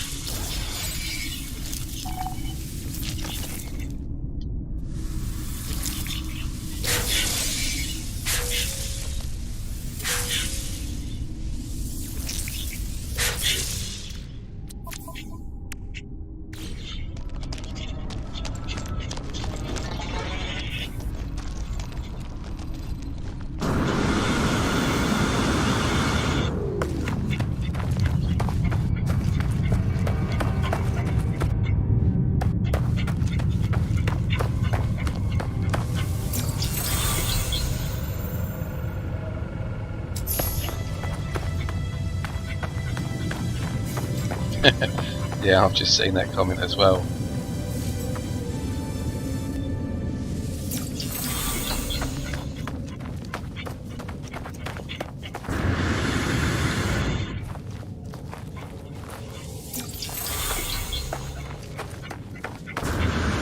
Yeah, I mean, perhaps it was a bit harsh of me saying those people should die earlier, but you know what I mean.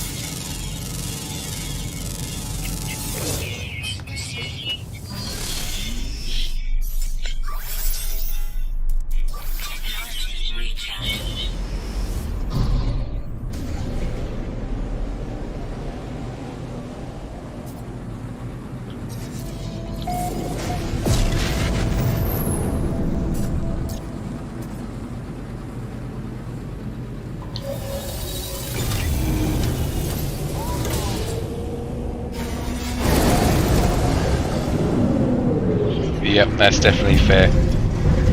That is fair to me.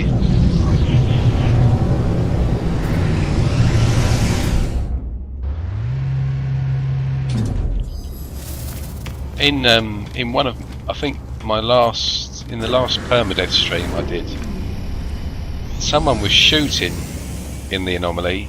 It looked like someone was actually outside the anomaly shooting it in with their ship, and I could see people actually getting shot.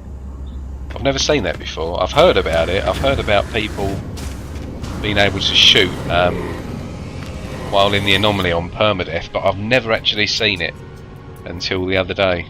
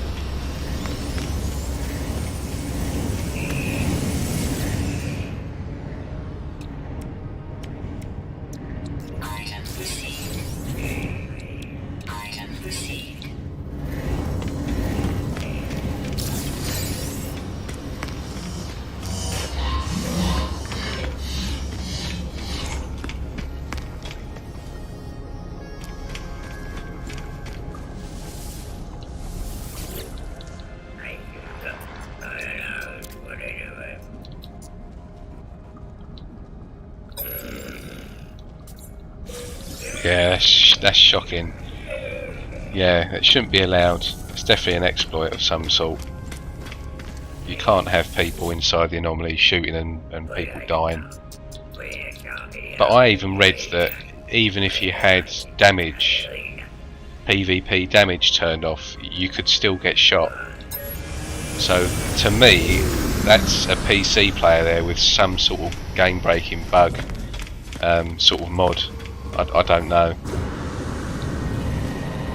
It's out of order. It shouldn't be allowed. They should be banned from playing the game, those people.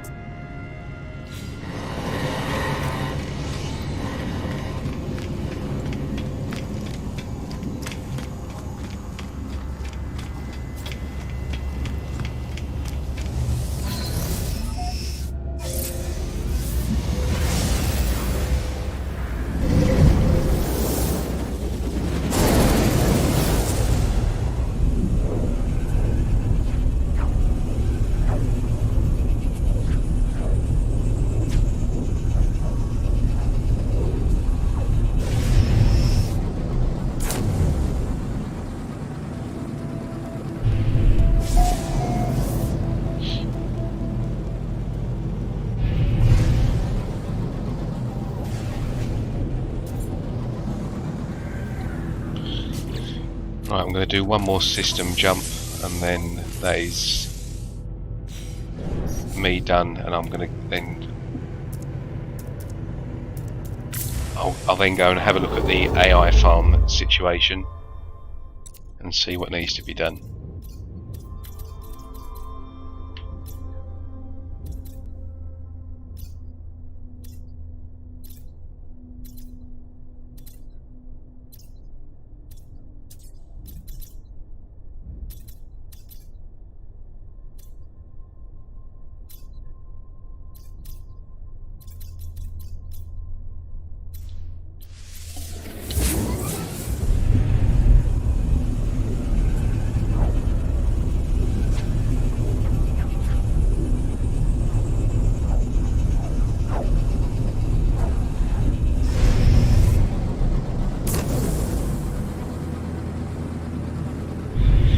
Happens during takeoff and landing. They get clipped through and fly around the shell.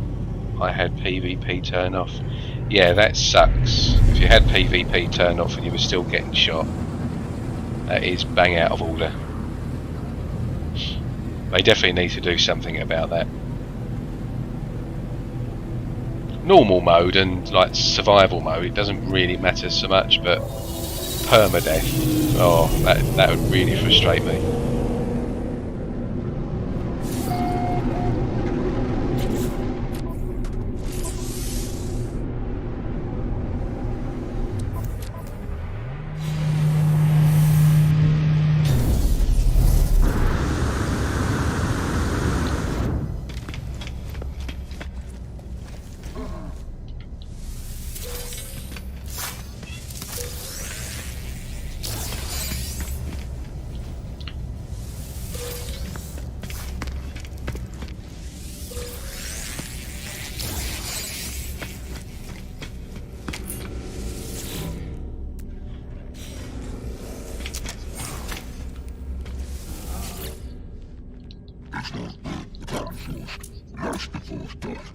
Oh my god, still no hyperdrive upgrade. What is going on?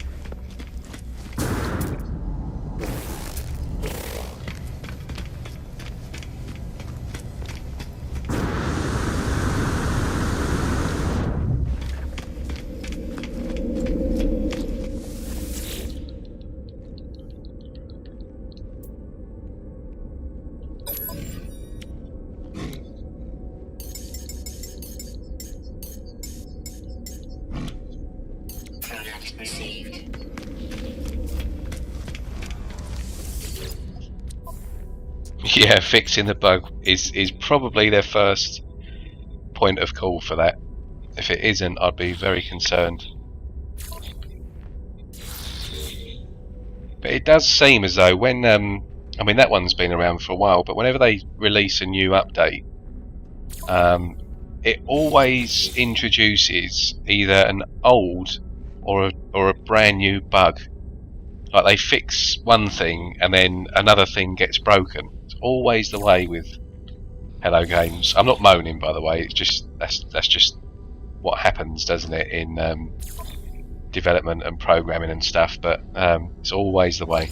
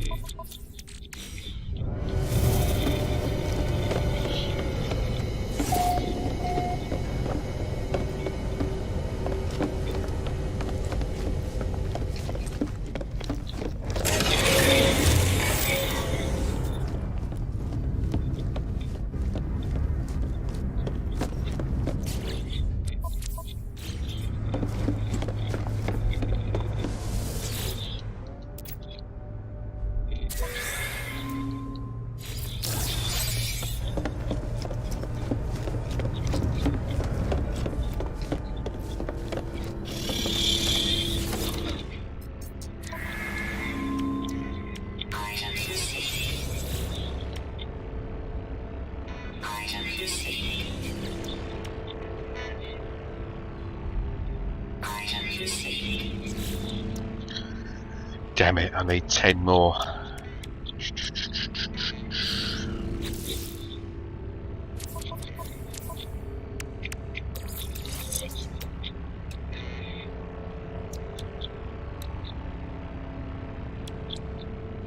Technology installed. Technology installed. Technology installed.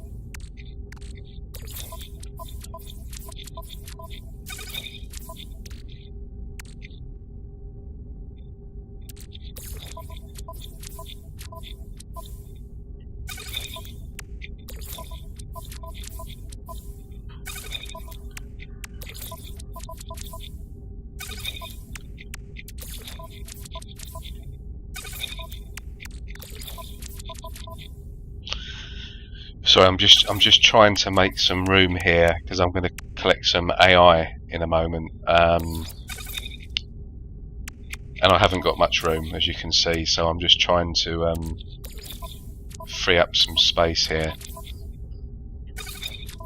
because what I want to try and do is, I think my plan of action is to pick as much AI activated India map as I can, which will give me enough money to scrap a few ships to get some more nanites and to get some inventory slots for the ship, and then that way I can basically start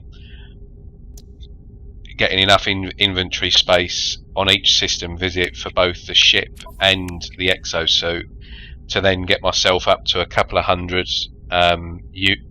million units to buy a decent freighter. Because I think on this save I'm going to try and go for either a dreadnought or the other capital freighter ship, an S-class. I'm going to definitely get an S-class, but I want to try and get one with a 181 base hyperdrive range, which is the highest base range that you can get for a freighter. But at the moment I don't have a lot of space, so I'm just trying to see what I can do with space before I go and collect this this next lot of AI. This is bugging me. I need to get a new multi-tool as well. Zane was really happy and content with building this horrid looking multi-tool out, but this is not for me at all. And there's no point in me trying to upgrade these because I'm going to be getting a new freighter in the next several hours of gameplay, so there's absolutely no point. I've just got to stick with this. But it is worth upgrading the tech, because that does, once you've unlocked it, you've just got to rebuild it again.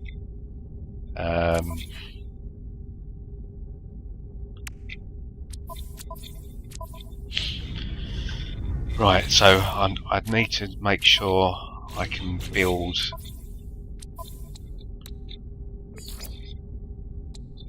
a trade terminal. I've forgotten what you need for that. No, it's constructed technology, that's what we need. Right, there we go. Right, 3 and 25.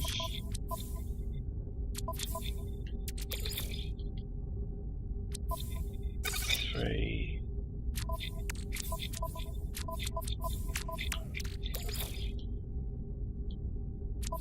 25. In fact, I'm going to build one here.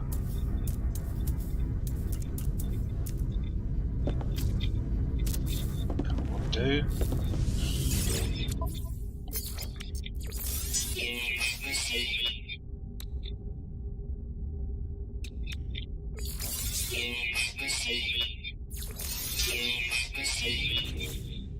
Get rid of that. Get rid of, actually. Technology recharge. Technology recharge.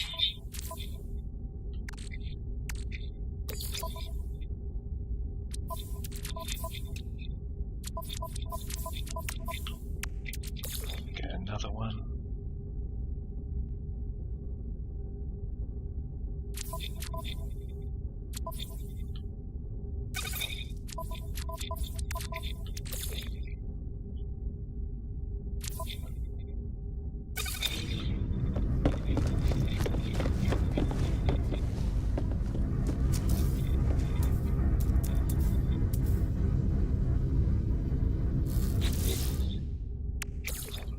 Product constructed. Product constructed.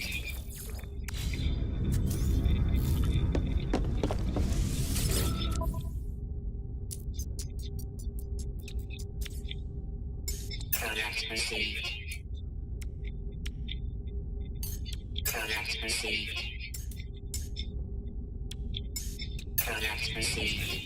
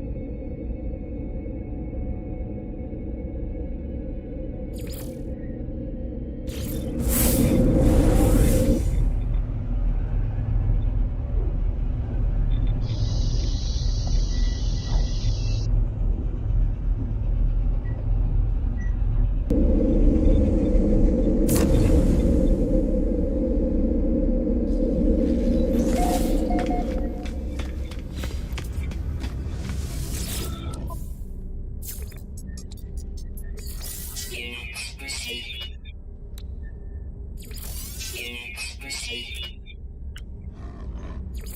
Units received.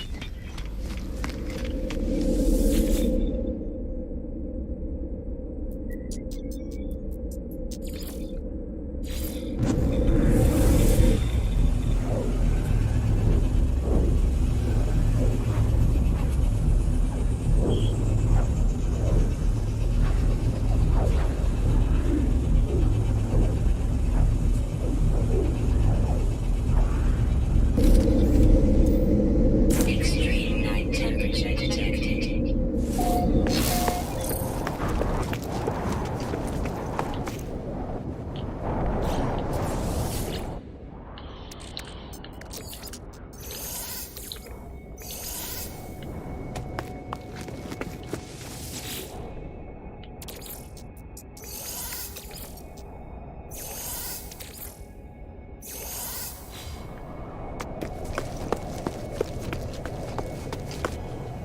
Does anybody know if you can sell, like if you use a trade terminal here or on a space station, can you now, is it possible in some way to sell directly from your storage, or is that not an option? Is it still just ship, freighter and exosuit?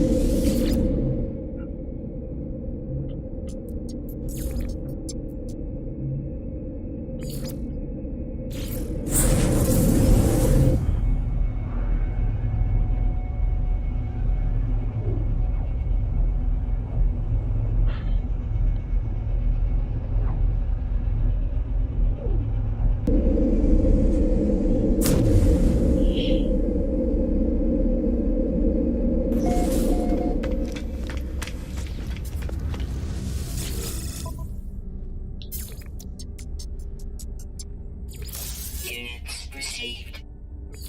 Units received. Units received. Doesn't look like it's an option.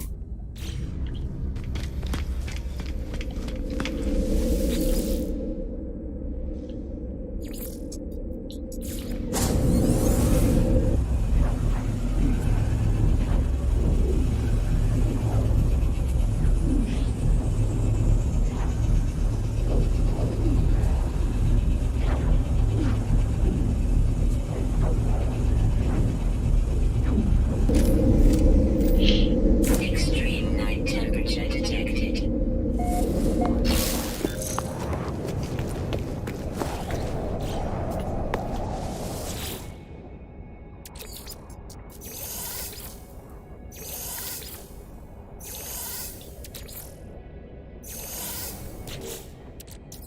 Thermal protection falling.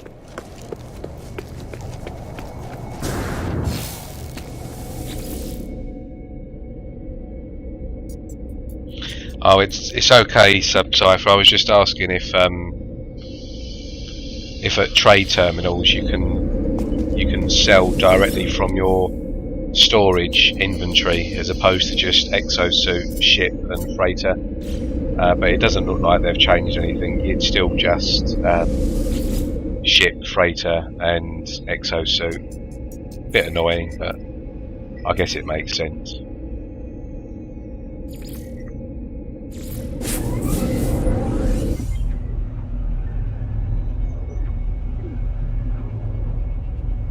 Welcome back, Brian.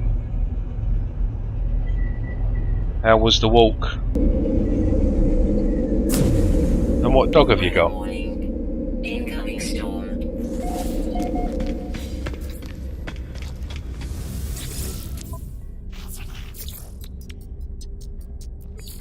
Units received. Units received. Units received.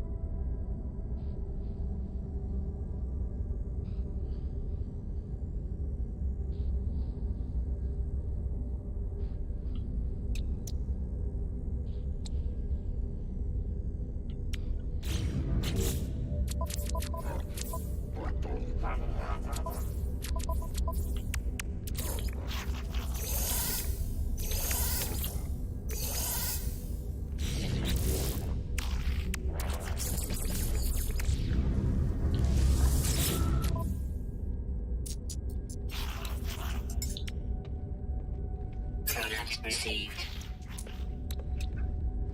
Product received.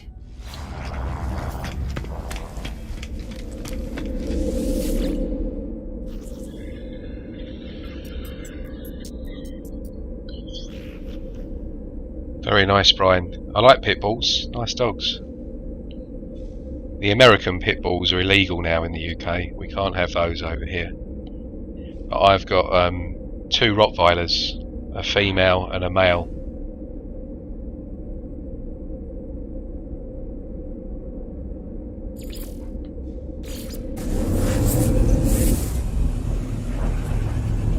One's a pedigree and the other one's a bit of a runt.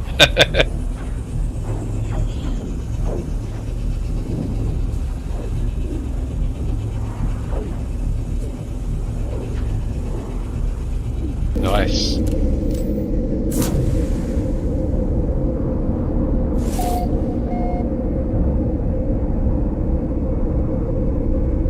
I bet they can be quite big, the Great Pyrenees.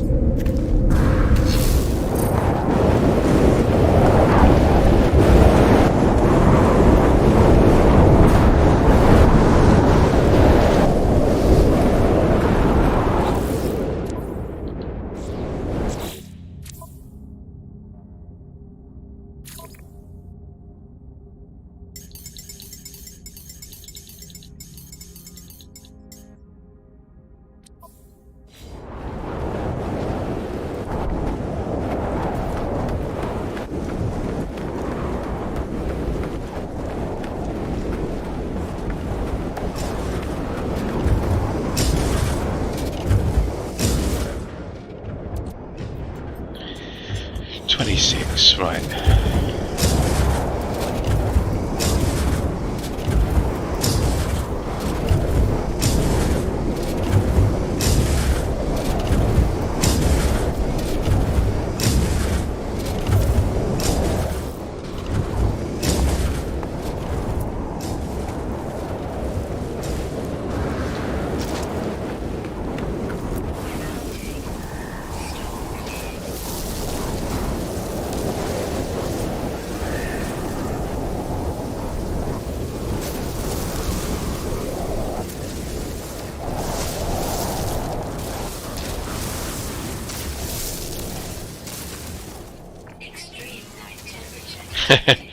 That sounds quite heavy.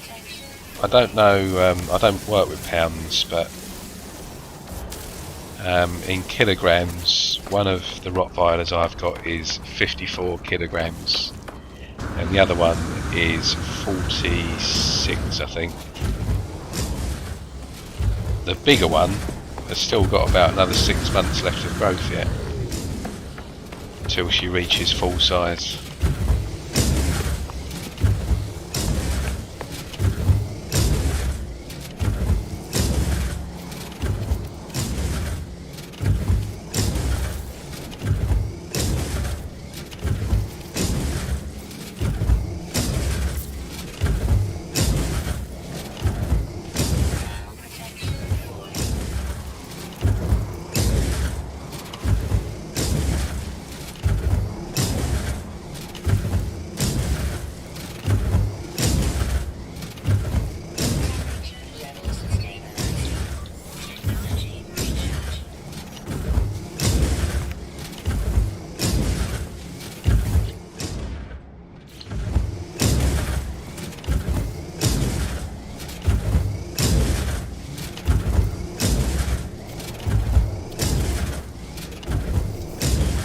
Yeah, the American pit bulls were made illegal in the UK quite a few years ago. You don't see them too often. I think it's because they were being used a lot for fighting, and a lot of the we've got a gyps. There's a certain section of UK culture which is gypsy, like pikeys. If you've seen the film Snatch, Brad Pitt is a pikey in that film, and unfortunately it was that sort of crowd that used to get quite heavily involved in that, so they banned them. I think there was a few high profile cases of children being killed as well by American pit bulls. So yeah, you can't get them anywhere now in the UK.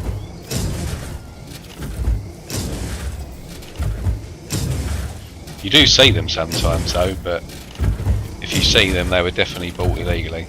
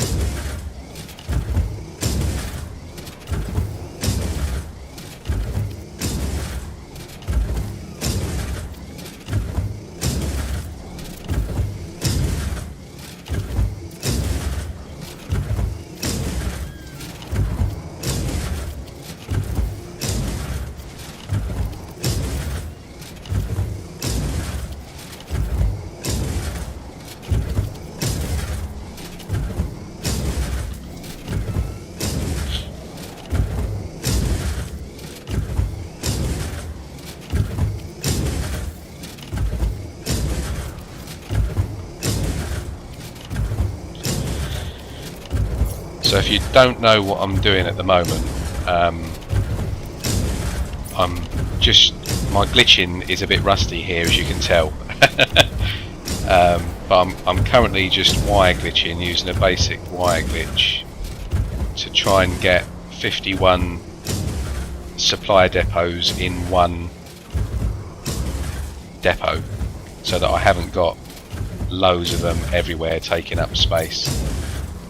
Nothing more than just basically saving space and aesthetics, doesn't do anything else. You still get the same amount of storage and everything else, but the only difference is you only need one connection into all 51 depots which are in here. This one here is used to glitch into this one here.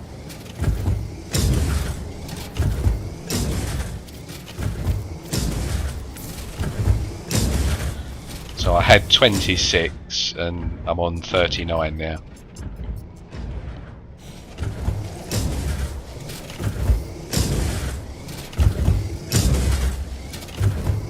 I'm now currently out of materials. There's a little porcupine here, look. I don't think I've ever seen one of these in the game.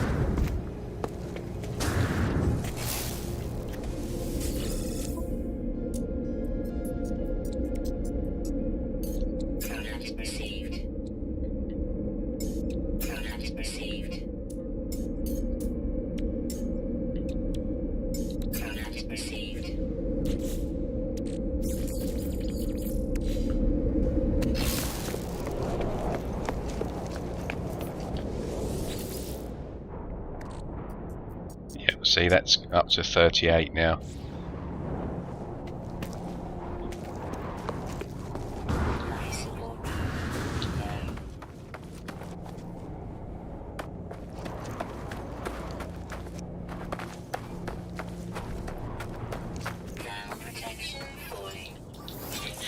Yeah, so just purely for the benefit of anybody that's watching this stream or will watch the stream once this is posted up after it's gone live. So all I'm doing here is, this is a very, very basic activated Indian farm.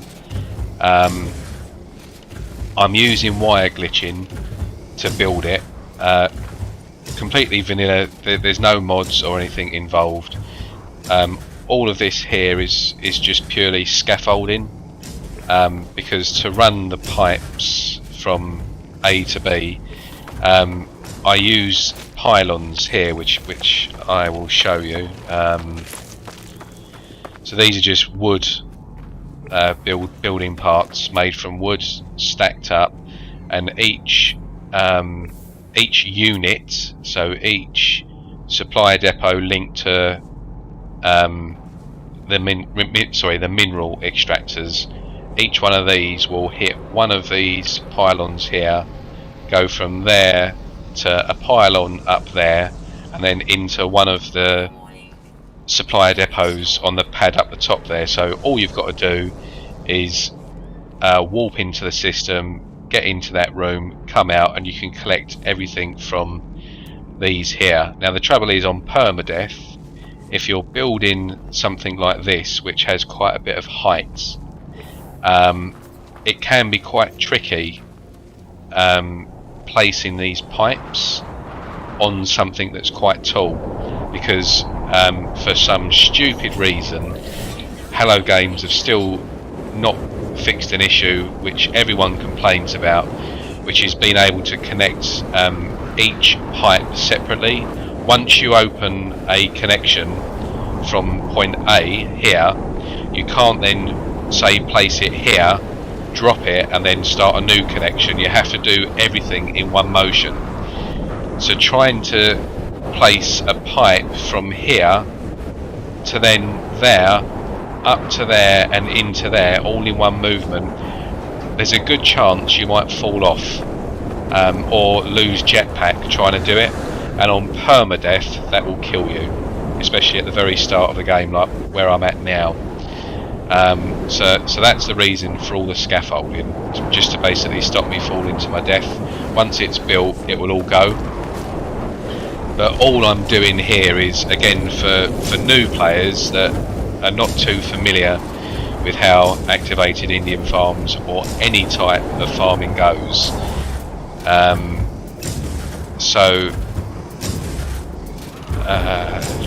I've uninstalled the survey device, so I can't show you that. But essentially, just under here is an activated Indian S-Class hotspot, and the centre of that hotspot is almost directly under this mineral extractor here. Now if I was to place this mineral extractor here, away from the centre, I will lose some of its yield. So this extraction rate here, 602 per hour, that's per mineral extractor. Now if I was to place this mineral extractor here, that will probably go down to about 580 or 590. So the closer you can get these to the centre of the hotspot, the more it will yield, the more it will give you in return. Now the very maximum, so at the moment I'm slightly off centre, it's only at 96%, that should be 100 in an ideal world. If you were being absolutely purist and perfect, that will be 100, and this gets up to 650. I think it might be 625, but I think the maximum you can get to is 650 if it's placed perfectly in the centre. Now once you go over 2,400 extractions per hour, which is roughly so at the moment I've got 4 mineral extractors glitched into this one unit here, so this is 4 times 602. Yeah. Now if this goes above 2,500, this here starts depleting and going down. So you've to get the very most out of any farm that you build, if it's S-class, you need to have just a maximum of 4 mineral extractors, which will net you between sort of where I'm at now up to 2499, and that way you get as much AI per hour out of this as possible. But as soon as you go over that 2500 mark now, since one of the more recent updates, I think it might have been Origins that changed things for mining, the more mineral extractors you put on past 2500, the less AI you get, so it will start going down. So in a perfect world, what you want is 4 mineral extractors in each unit, or as close, if you don't wire glitch like what I've done here, you just want 4 mineral extractors here as one unit linked to your supply depots wherever. They can be anywhere that you like. And the hotspots work vertically, north and south. So if you place 4 there, that is no different to placing 4 there, and 4 there, and 4 there, because they will still be at the centre of the hotspot, because it moves from up north to south as opposed to this way. So in each unit I've got 4 mineral extractors supplying activated indium to 51 well, it's actually 50 supply depots, because I've got one supply depot up there, so that's 1000. So sorry, it's 49 supply depots, because I've got 49 glitched into here. I've got 4 mineral extractors, which is they're 250 each storage, so 4 is 1000 storage, and then this one up here is 1000 as well. So there's 51 altogether, and in each of these here, which I'm going to be building, there will be 51,000 stored AI. It would be better to do a video. I think Beeblebum has recently done a video on how to build the perfect AI farm. Zane's done several videos on it. There's quite a lot of content out there on how to do it. But in short, for new players, particularly new players, this is kind of an efficient AI, very basic farm. Not extravagant at all.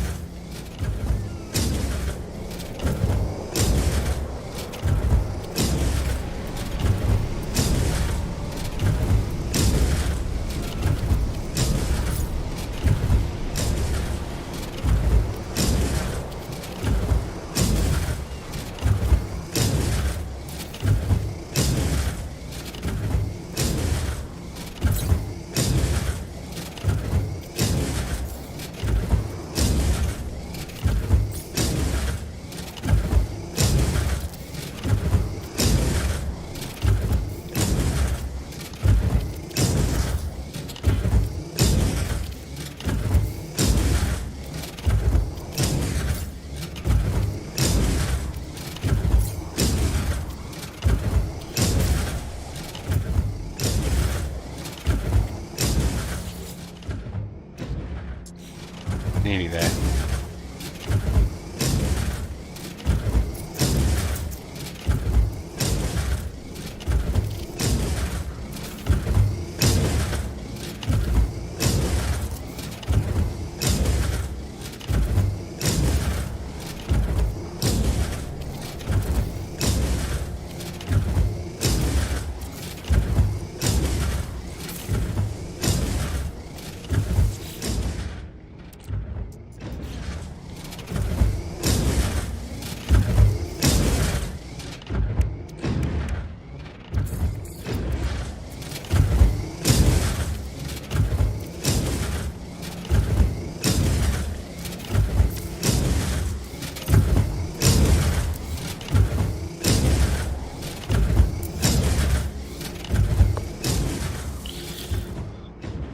So now, oh, that should have been, oh well, okay, so this one will just keep it as 50, but there's 50,000 there, 51,000 there, so altogether at the moment I've got potentially 101,000 every 24 hours, but that will more than quadruple once I build that out. But to do that, I need to really be able to call my freighter into the system, because otherwise trying to do it working with this amount of inventory is a bit of a pain in the arse.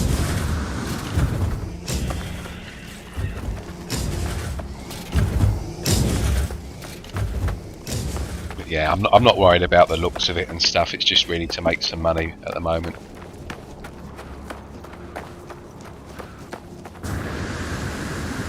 And I found that S-Class hotspot in about 15 minutes, so it didn't take long.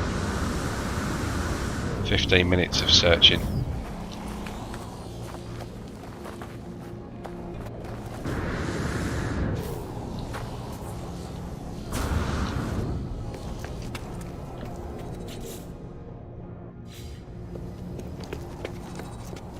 Weather warning. Incoming storm.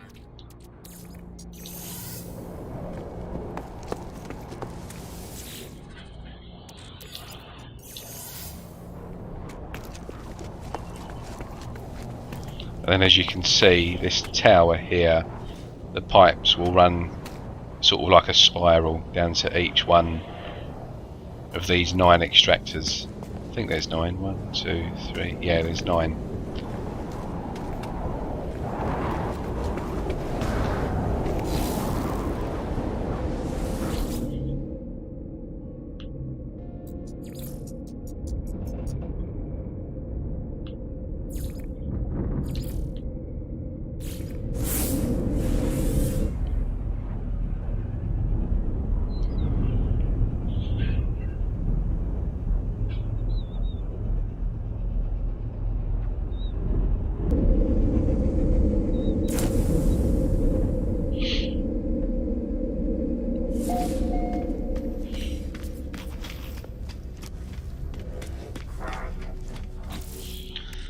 Right, so I've got 75 million, which is enough to start sort of messing around with some ships now and trying to build out some inventory for this, because I'm going to probably keep this ship here for quite a while. I'm not going to be in, it's an S-Class already, it's quite a nice looking ship, so I'm not really going to be in a rush to get rid of this one. I'm going to upgrade this fully, so fully to 48, 21 or 14, whatever it is on the tech, and then this is a priority at some point, as well as getting a new S-Class capital ship freighter. But in the meantime, I'm just trying to build out the inventory of the ship and my exosuits, as well as passive income and nanite building for all the upgrades that I'm going to be buying for the multi-tool and all the other things.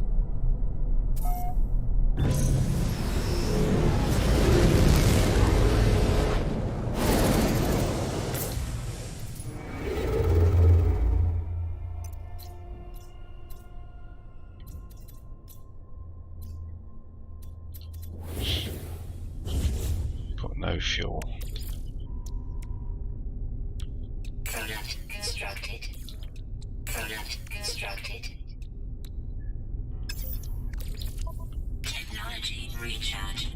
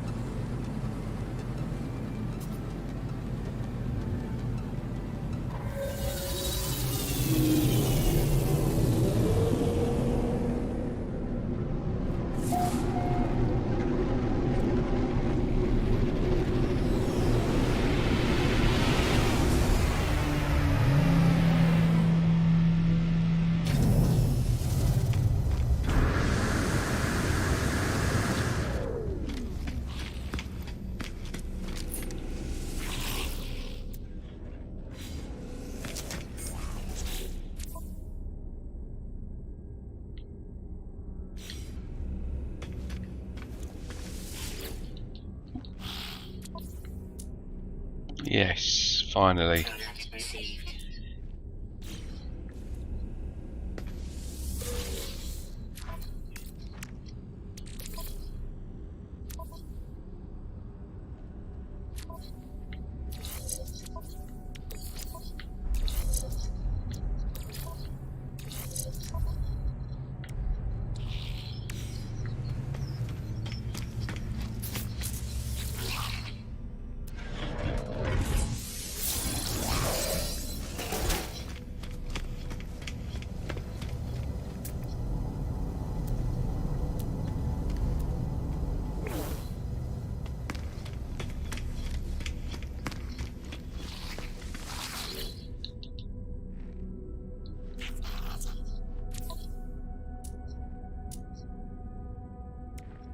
Product received.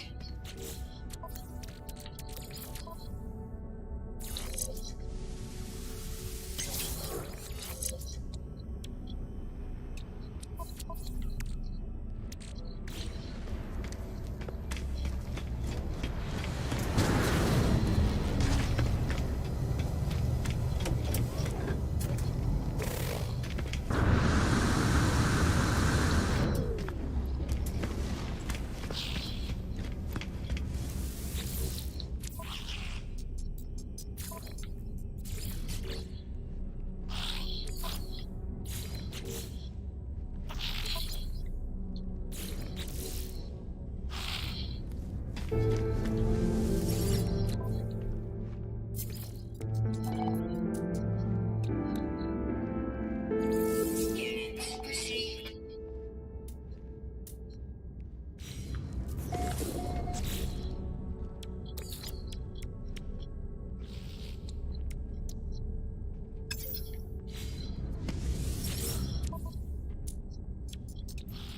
Product received. Product received. Product constructed.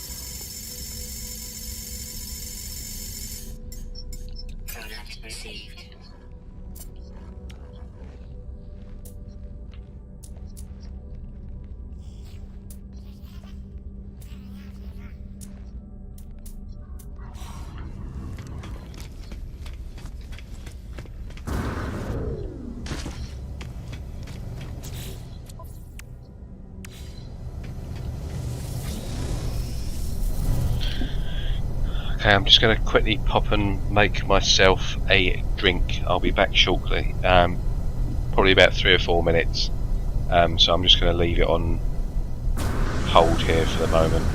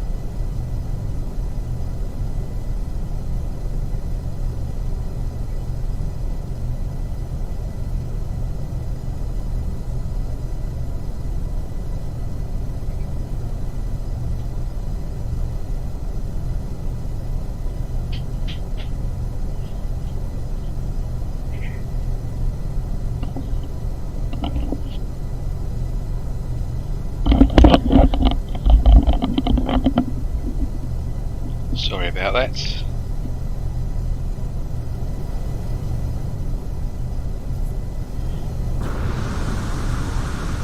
Right, I think because I'm still using this multi-tool here, the starting tool, literally no upgrades whatsoever.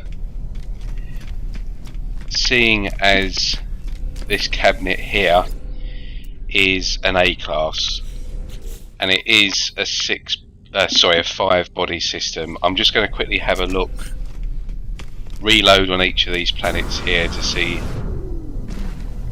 if it spawns any decent exotic tool, and if it does, I'm probably going to do a quick hunt.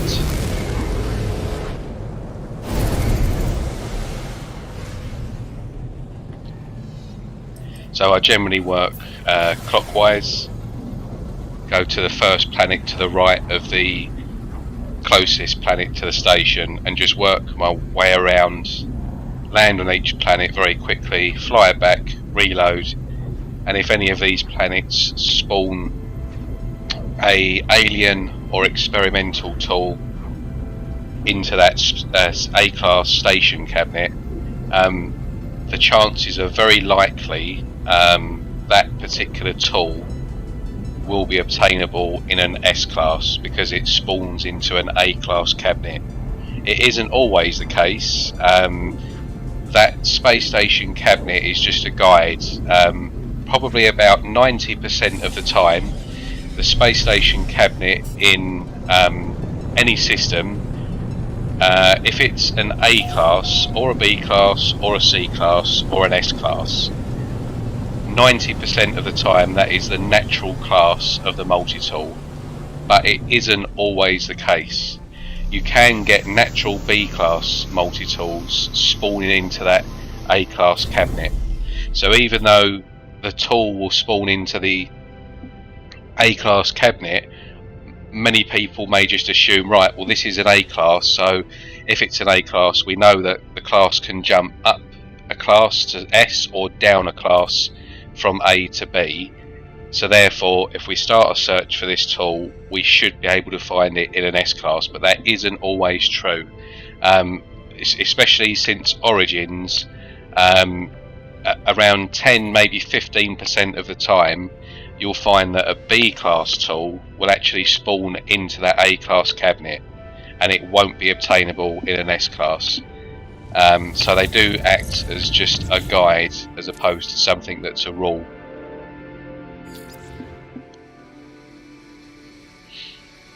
But most of the time, it is the natural class of the tool.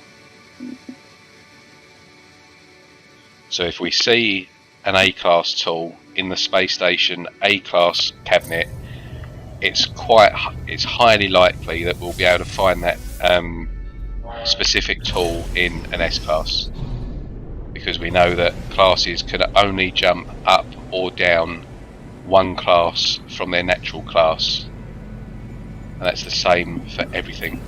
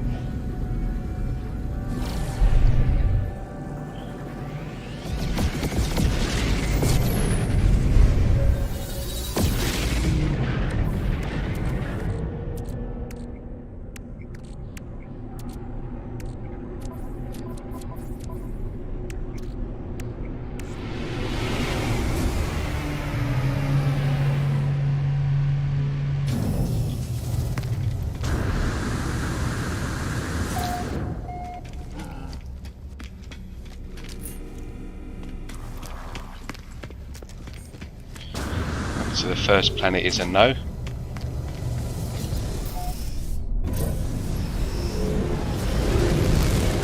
And then again, working around clockwise from the starting planet, we go to the next one.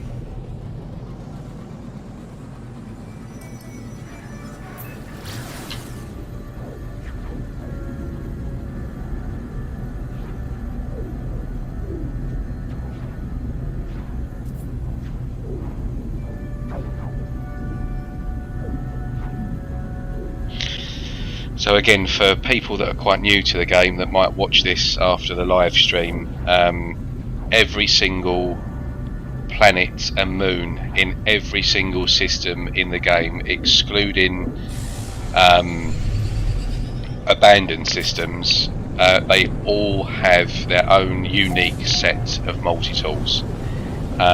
Each planet and each moon, regardless of what type of planet it is, whether it's a dead planet, airless planet, it doesn't make a difference. Every single body in every single system has their own multi-tools, and the multi-tool, the different types of multi-tools will be, each one can have kind of 2 to up to 5 different multi-tools, and in each of those variants of multi-tools there's going to be various class sets. So one particular tool might just be a C class, another tool might be an actual B class, another tool might be an A class, and you may even get instances where there's 2 B classes or 2 A classes or 2 C-classes in each of the planet or moon multi-tool pools.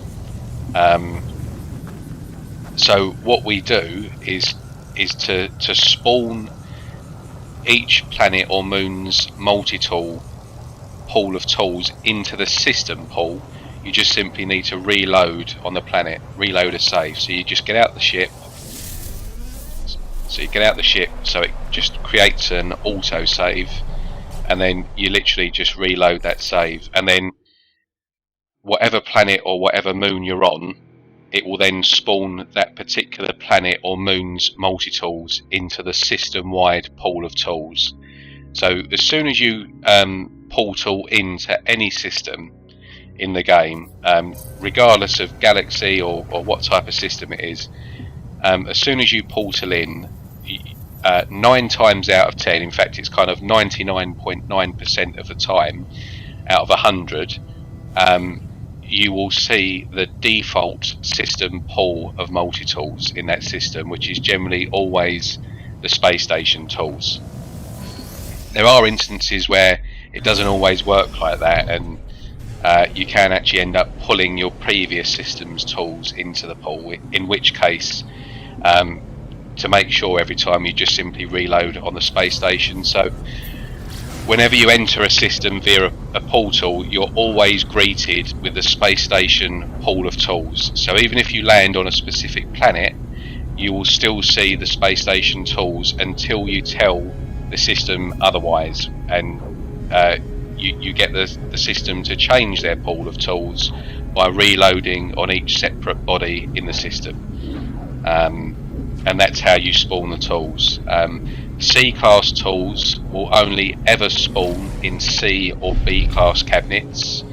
B-class tools will only ever spawn in C, B or A class cabinets, and A-class tools will only ever spawn in B, A or S class cabinets.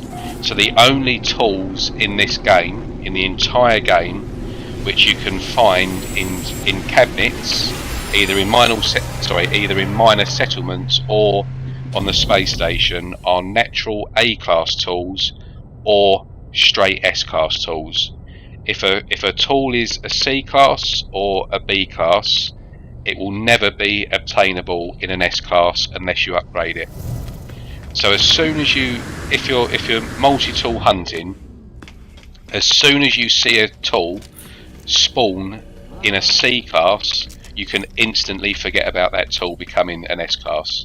Because even if that tool is a B class, it will still not be obtainable in an S class.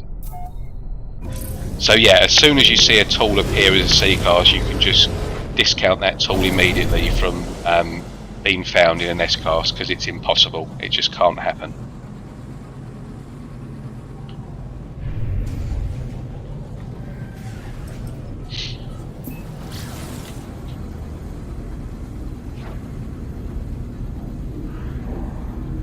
But as we're doing here, the station cabinet is an A class, so there's a very high chance that the tool is a natural A class, and by me reloading now on each one of these planets, what I'm doing is I'm essentially spawning each planet and moon's A class tool into the space station A class cabinet.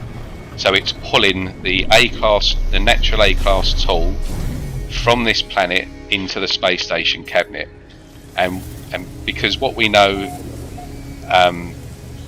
the rule being that tools can only spawn one class above or below its natural class. If that space station cabinet is an A class and it's a natural A class, we know for certain that we can find whatever tool spawns into that cabinet in an S class. That's a guarantee if it's an A class tool.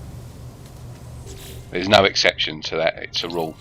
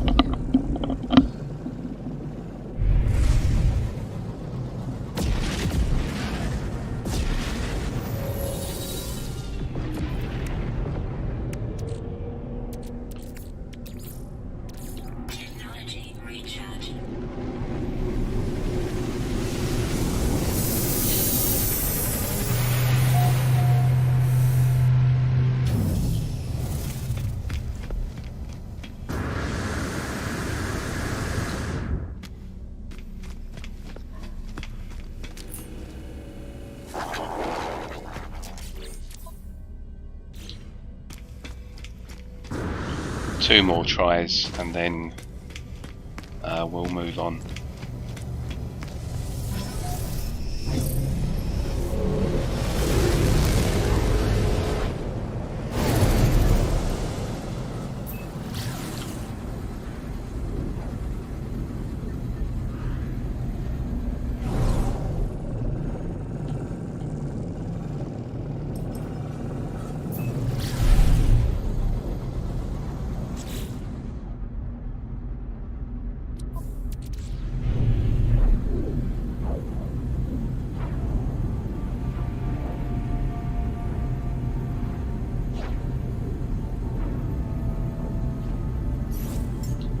Technology recharge.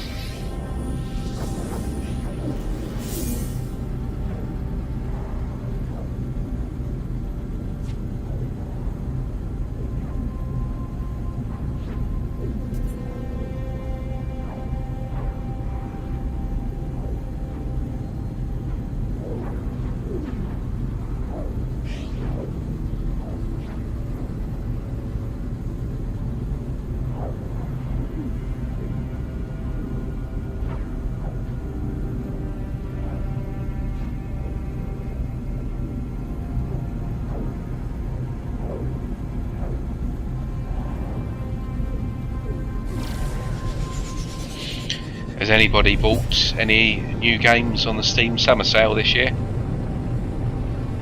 It's been going for a few days now, hasn't it? I treated myself to a few.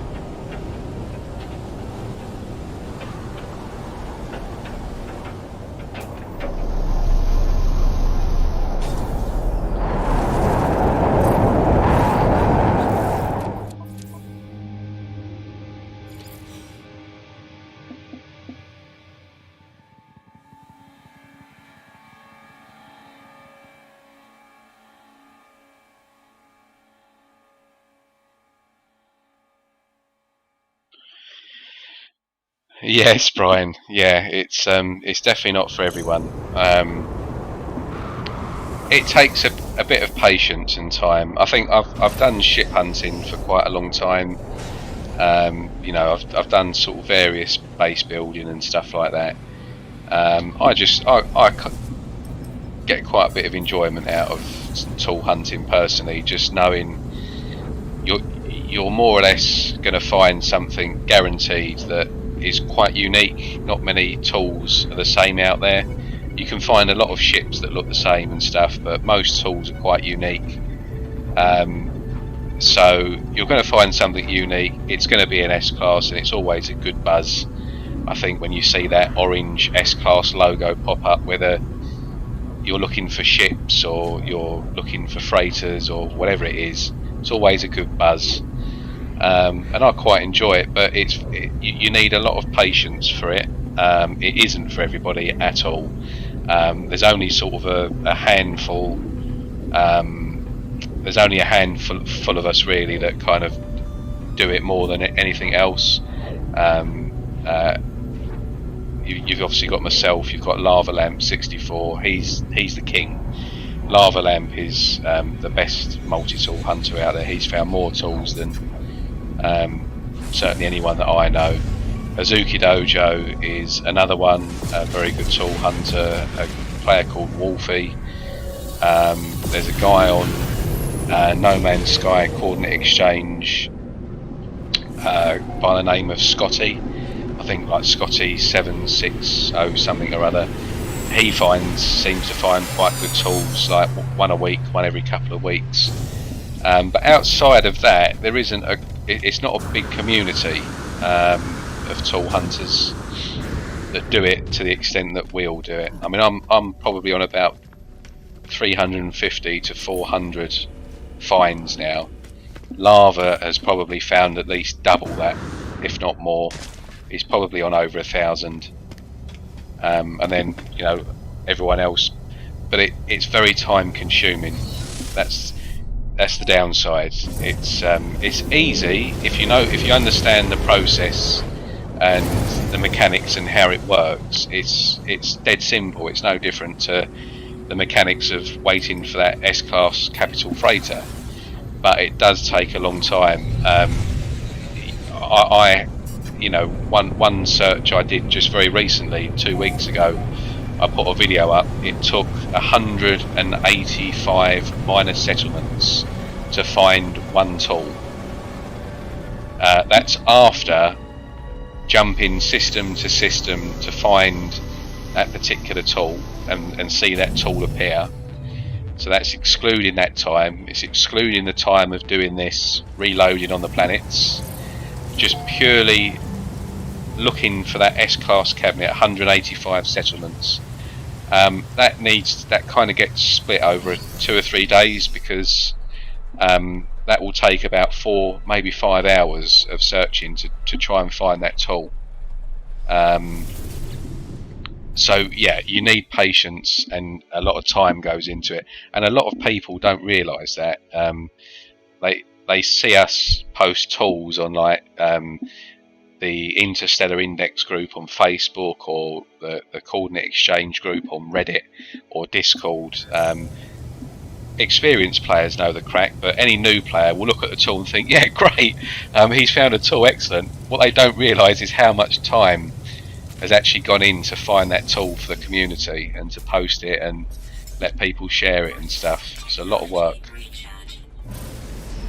I certainly won't be doing multi-tool hunting in this series of videos. Once I've found just one, that will be enough, because I would imagine as a viewer it's probably very boring.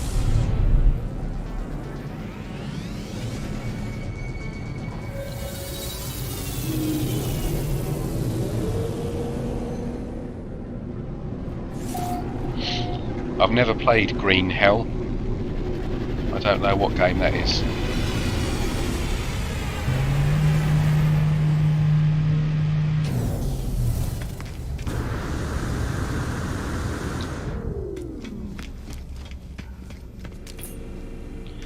Right, so after all of that, what was it? 5 planets, not a single exotic tool. And that is how it works. Sometimes you're lucky and you'll find one, but I would say 1 in every maybe 5, maybe 1 in every 10 systems you'll find a decent looking tool worth searching. So yeah, you need to put some time aside if you're going to do it.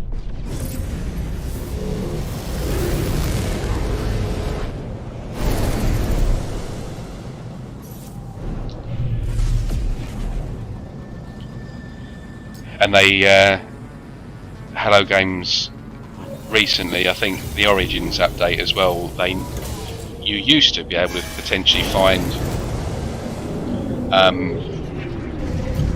any class of tool in that system that the system that I've just been in.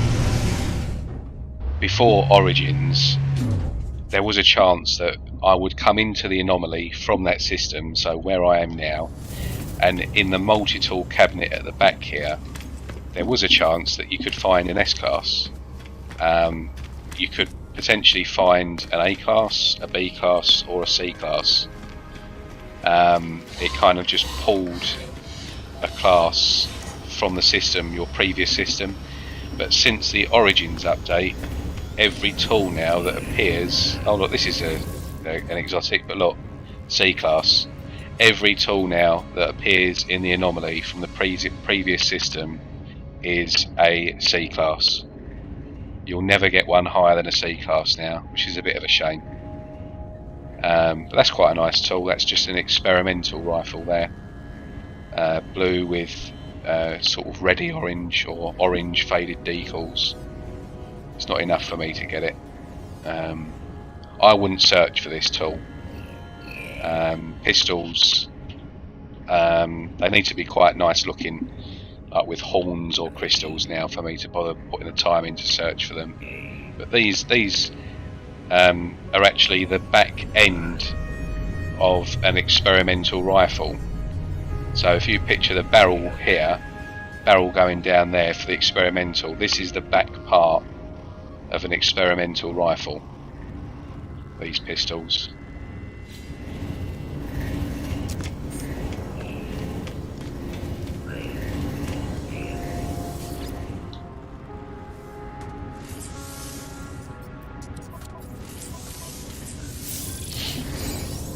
Oh, it's a survival game, is it? I'll have to have a look at that. Quite like survival games. I put a lot of time into State of Decay 2 this year. It's one of the games I played. It's quite good. It's a good zombie game if you like zombie games.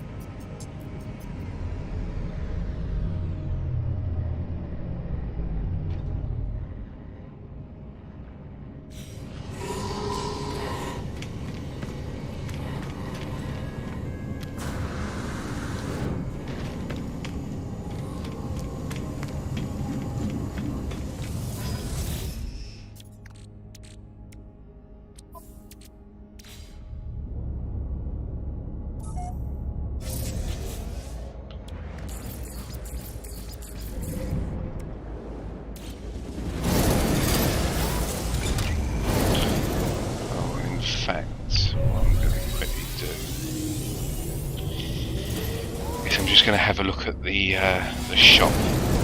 So I've got enough nanites to get a few bits, I think.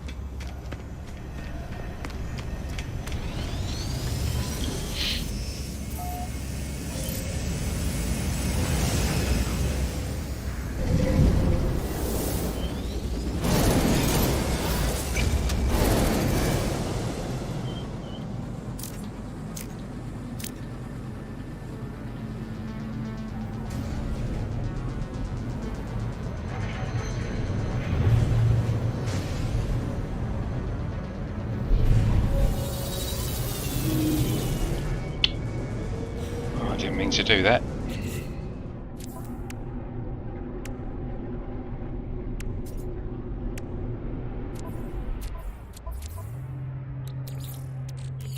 Technology recharge.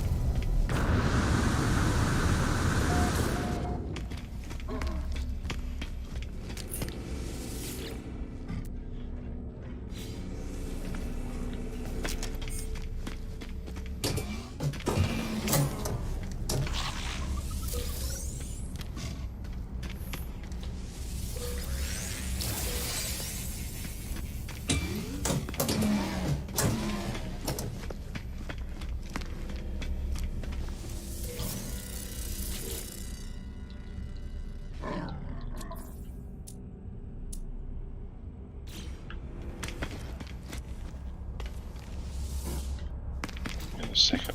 What is that?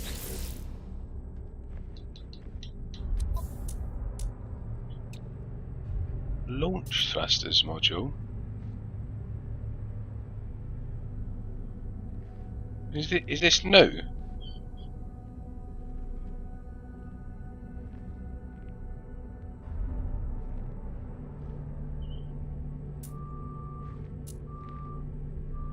I've never seen that before. That must have been with the Prisms update.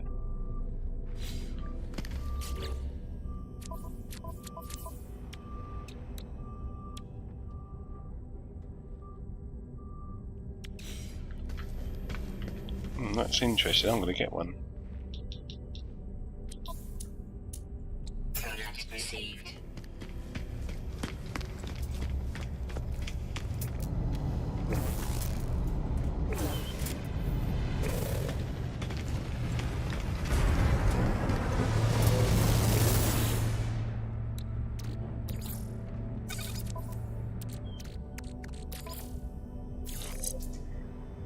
Oh, that's cool. I didn't realise that they had introduced a new upgrade module for ships. That kind of makes explorers redundant now, though, because if you can upgrade this to save launch cost fuel, the only real advantage now of an explorer is its hyperdrive range, which is redundant because of the freighter. Interesting.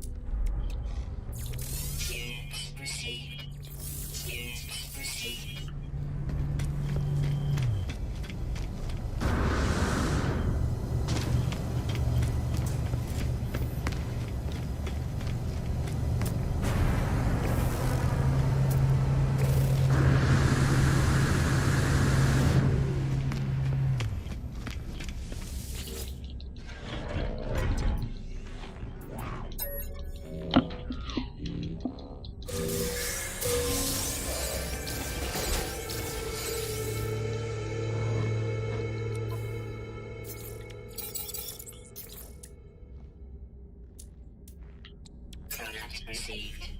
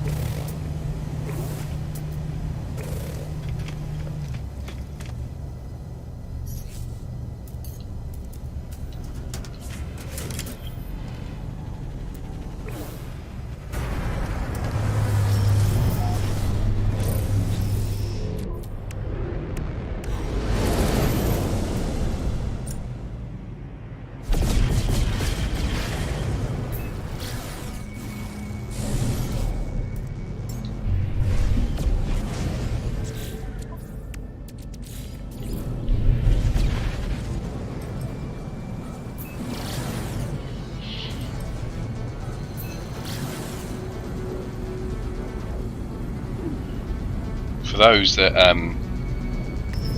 like ship hunting, after I've done this derelict freighter, I'll show you the quickest way to very quickly go through an entire system's 21 ships as quickly as possible.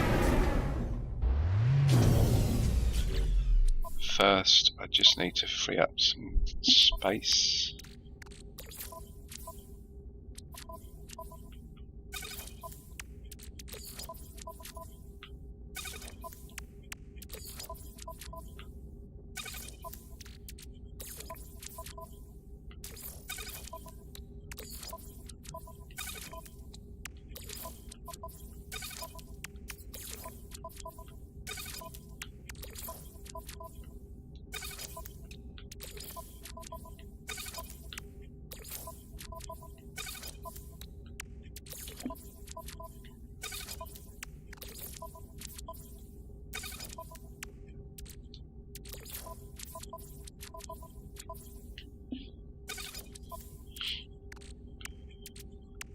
Is there anything that you would potentially like to see on any of this playthrough or in the up and coming streams in Permadeath? Is there any questions, or is there anything specific that you want me to cover, or any particular bits of gameplay that you'd like me to try and do?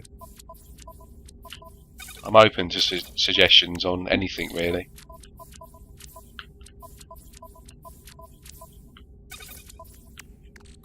And how's it been going so far, the stream? Is it alright?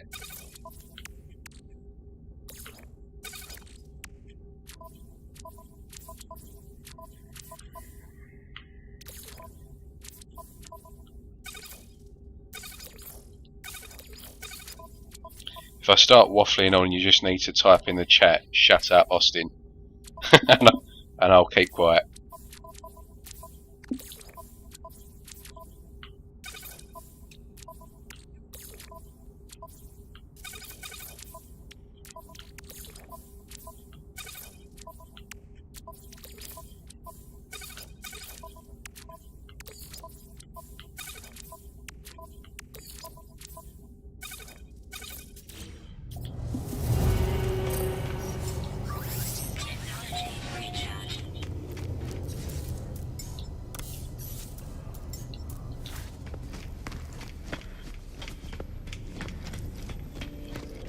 Good stuff. Glad to hear it, Brian.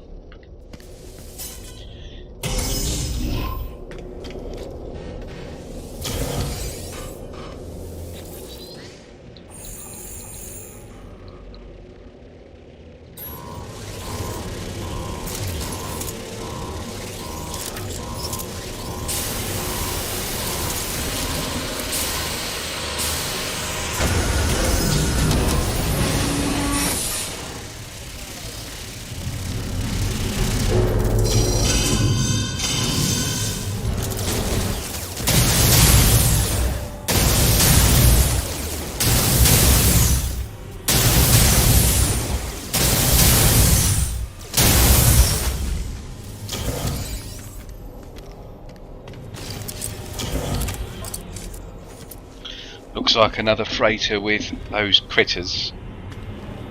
The critters that I don't think anybody likes.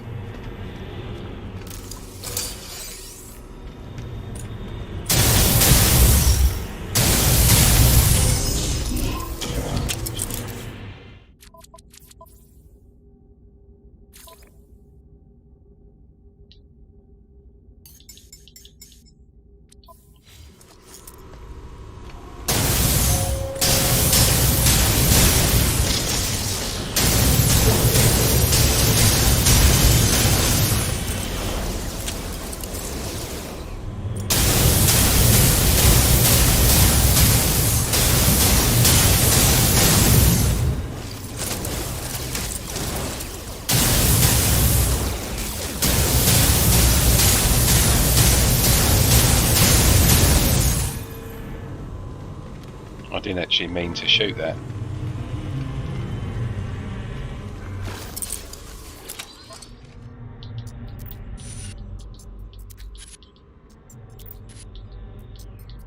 But if he starts a fight, he's going to get one, the boy. Even if I do use this crappy C-class multi-tool. Can't believe Zane likes the look of this tool. Wanted to keep on to it.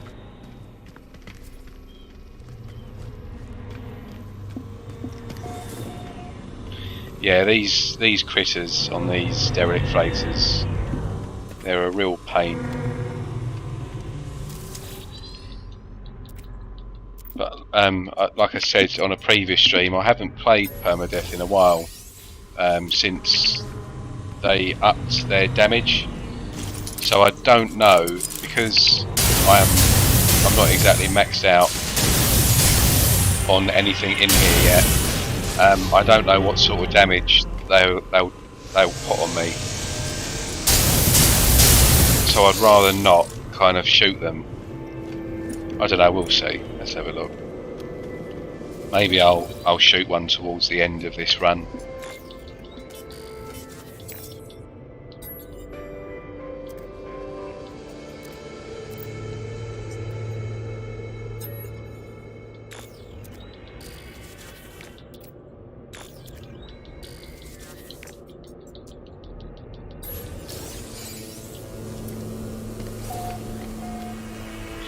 Yeah, and on these, again, for new players, on the derelict freighters, you've got two types of doors. These ones with the purple, like pinky purple colour, and these ones with the blue, like sort of cool blue colour. These are the way to go, and these are dead ends. So pink is dead, blue is go.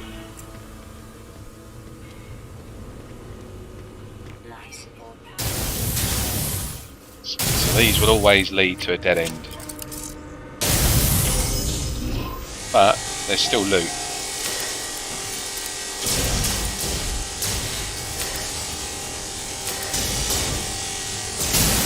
What?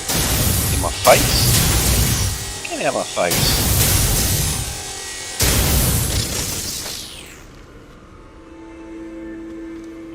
That's right, you pipe down.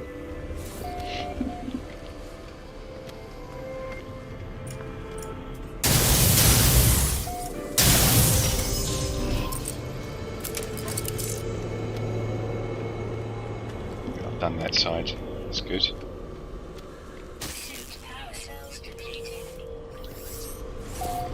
It's just one thing after another in these things, isn't it?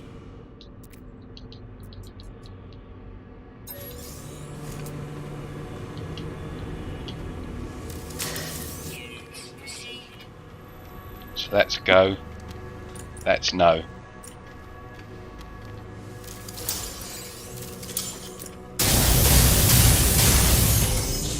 See, dead end.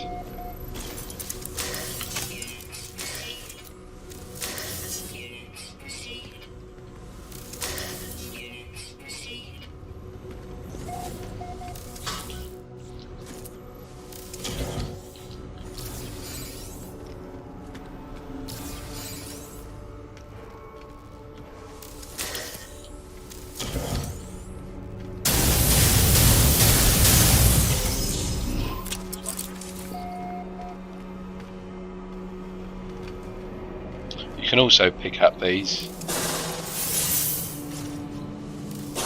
They normally just have sodium and oxygen, and not much. But if you're running low for whatever reason, you shouldn't be, but if you are, you can get some free materials.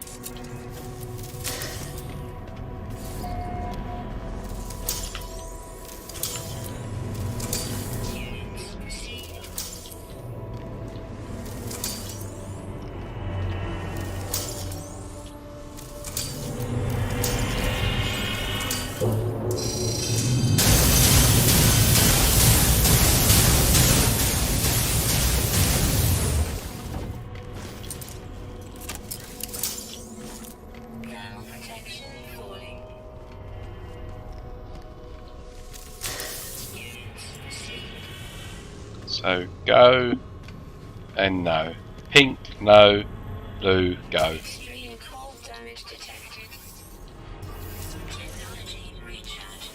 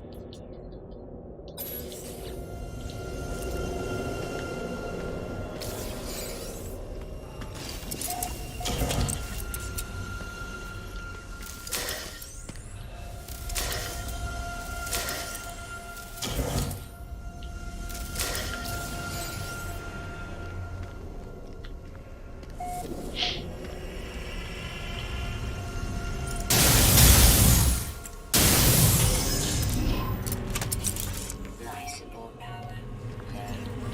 Technology recharged.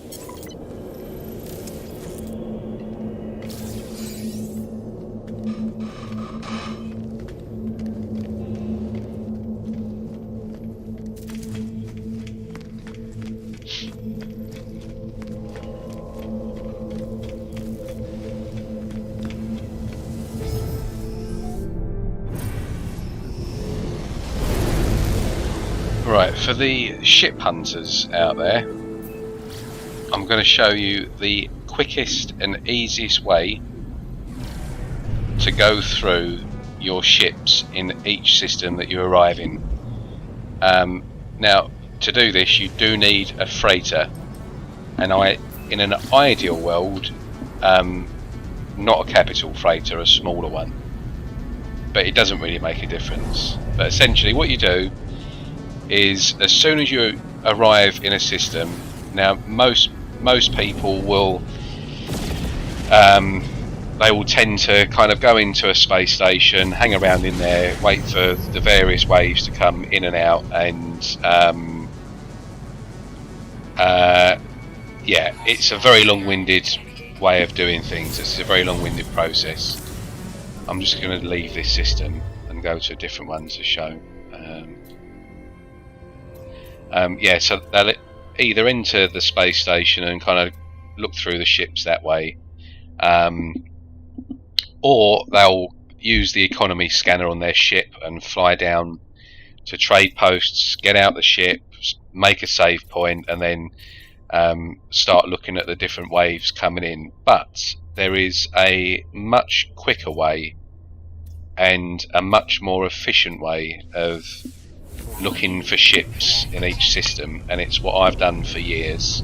I think a guy called Vaughnarama, or Vaughan on YouTube, I think it's Vaughnarama on YouTube. He was one of the original content creators around this method. So what you do, as soon as you get into a system, you just enter pulse and then call in your freighter. Go into first person mode. Now see your radar in front of you, all the system ships are now spawning. Now if I cycle left and right on the D-pad, you'll see the ship type there, yeah? Can you see that? So at the moment I'm just cycling through my D-pad, and already I've found 5 unique ships there. That's a needle nose explorer, shuttle, another explorer, that's the same explorer there, a hauler, another shuttle, another type of hauler, a jet fighter. All in all, you'll see around 7 different ships. Sometimes there'll be 3 or 4 ships that are the same, and they will continue to cycle, and they'll continue to fly around your freighter and eventually land in the freighter. So the only downside with doing this method is you can't see the colour. So in order to see the so if for instance I'm cycling through the ships, this is better to do in a exotic ship or an explorer, because you haven't got to kind of look to the right down here. Let me just pulse again.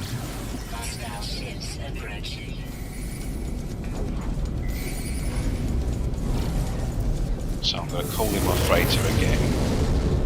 Right, because there's a freighter battle going on now, let's put a stop to that.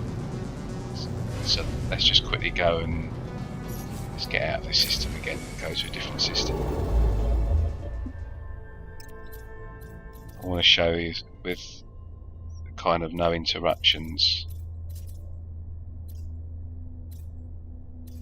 Right, we'll go here.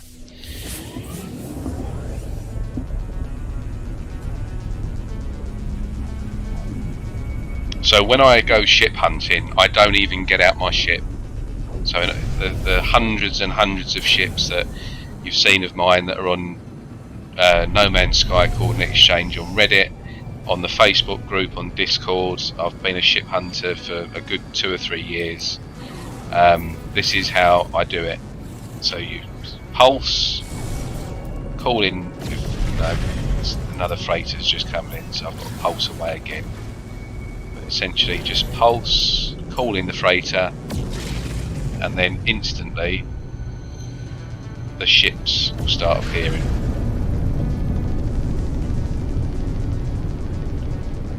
See, they've just appeared in the background there. So if I start going across my D-pad, I can start seeing the ship types.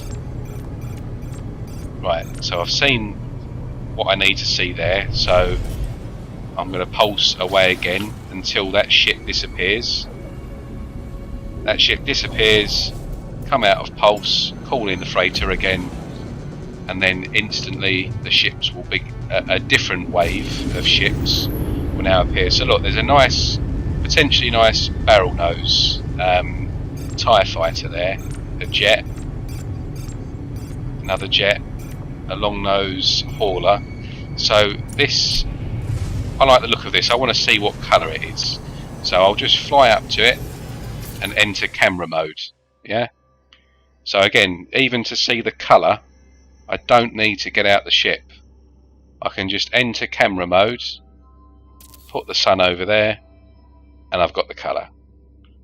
Now if you like the ship, if I think, right, I want to get this ship, you can either chance wait for it to land on the freighter, which it will eventually, or you fly down to a trade post or you go to the space station and just wait for it. But if you're just looking to see what ships are in each system, this is absolutely by far the quickest way to scan through all 21 ships in each system. Even exotics will appear quicker doing it this way, from what I've experienced so far. So again, ships disappeared, calling the freighter. Right, now this, if a hostile starts scanning, or freighters warp in near to where you are, you won't be able to scan the ships. Right, so you'll need to finish this. So this is the only downside of doing it. The only, I guess, versus doing it at trade posts, is there's no real interruptions at trade posts as such, or on the space station. In this method there can be, but overall it doesn't make a difference. It's still much quicker going through the ships doing it this way than it is waiting around on a trade post or the space station. It's much more efficient. Right, so hopefully now that's done, it shouldn't reset. So again, disappears, calling the freighter, all the ships will start spawning again, and there we go.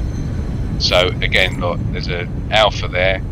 That's actually an alpha vector, but it's a triple. Yeah. So this ship here, interesting. I'm going to go and have a look at it. Into camera mode. See what colour it is. It looks like a blue and chrome. Yeah, so it's not bad. I mean, it's not one that I would go for, but Alpha Vectors, these are one of the original ships. These are a bonus ship that came with the PC pre-order, and these Alpha Vectors, although they're quite basic, they're quite plain looking, they're quite sought after. Ship hunters do like these ships. So, you know, if you've got a fleet of blue ships, it's definitely a ship that would suit that. But I don't want that, so I'm going to leave it. But even still, while they're circling, you can still look. You can still plough through the ships there. Yeah, and then again, you can't see the colour, but if you want to see the colour, you just fly up, enter camera mode, and then there we go. So this one is orange with looks like a bit of a green finish, and metallic, whatever you want to call that. You can't see the class doing this, but like I said, if you want the most efficient and effective way without even getting out of your ship, going to any planet, any trade post, any system, that ship disappears.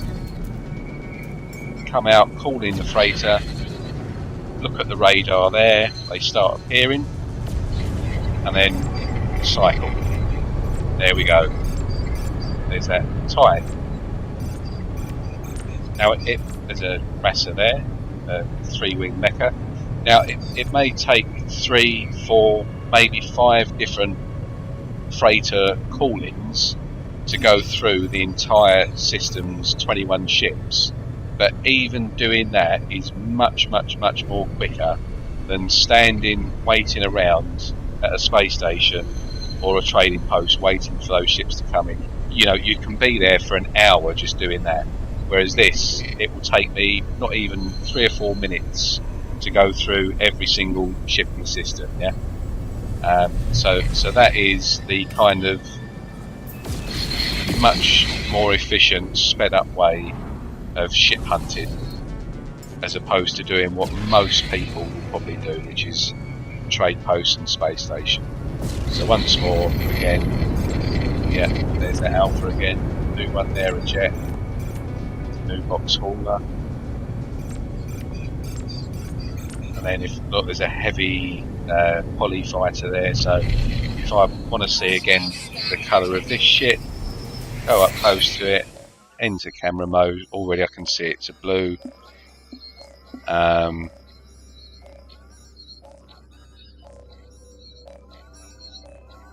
This is the only sort of iffy part, is going into the camera. So this is like the Vault-Tec colours, isn't it? Like a blue. Now I don't like these heavies. The heavies that don't have wings on the side, I don't like that style of ship personally. But yeah, that there is the best way to ship hunt in this game. It's definitely the quickest way to do it. And especially if you're on like a PS4 or an Xbox 360 or Xbox One, you know, any sort of console prior to the next gen consoles, if you reload a save, it takes ages to spawn the ships or to spawn anything again. So again, you haven't even got to reload doing that, and it's just much quicker. So anyway, I hope that helps people out. Yeah, new ships. Welcome to the chat, Rich. New ships would be good.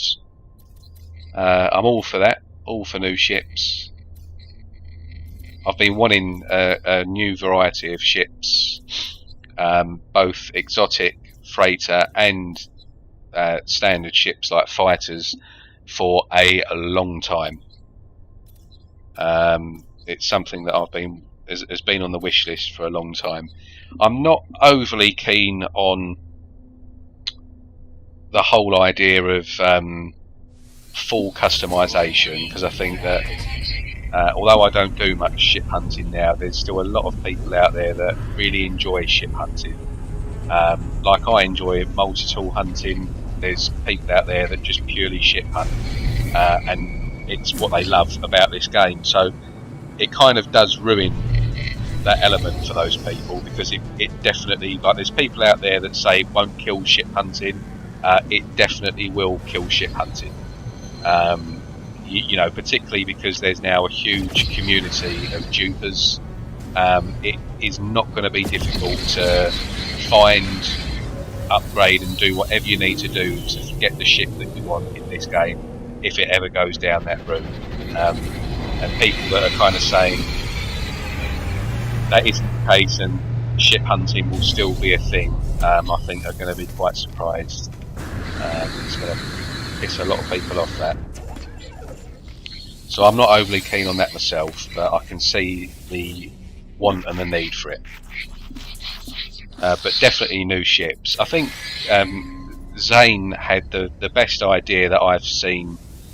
The best idea I've heard so far on that, which will kind of strike a nice balance between people that are pro ship, full ship customization, and people that are against it.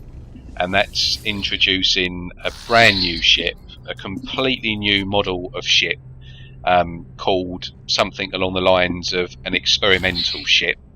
And with that brand new model of ship, you can then do whatever you want with that in terms of adding parts and colour and doing what you want.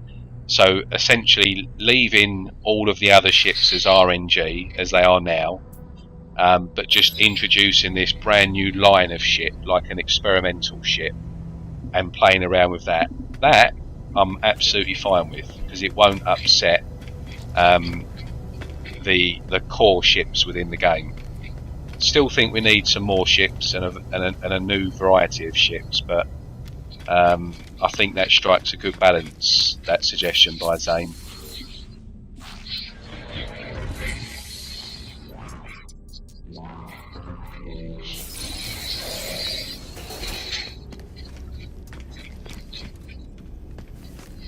But yeah, if they go down the route of full customization, it's gonna, I can see it makes sense from a business perspective, because for new players it'll be like, yeah, this is great, you know, we can do this and we can do more, and it's more options, it's modular, it's fully customizable, you know, it's great news. But for core players it will be a shame, because there's a lot of players out there that will be really upset with that.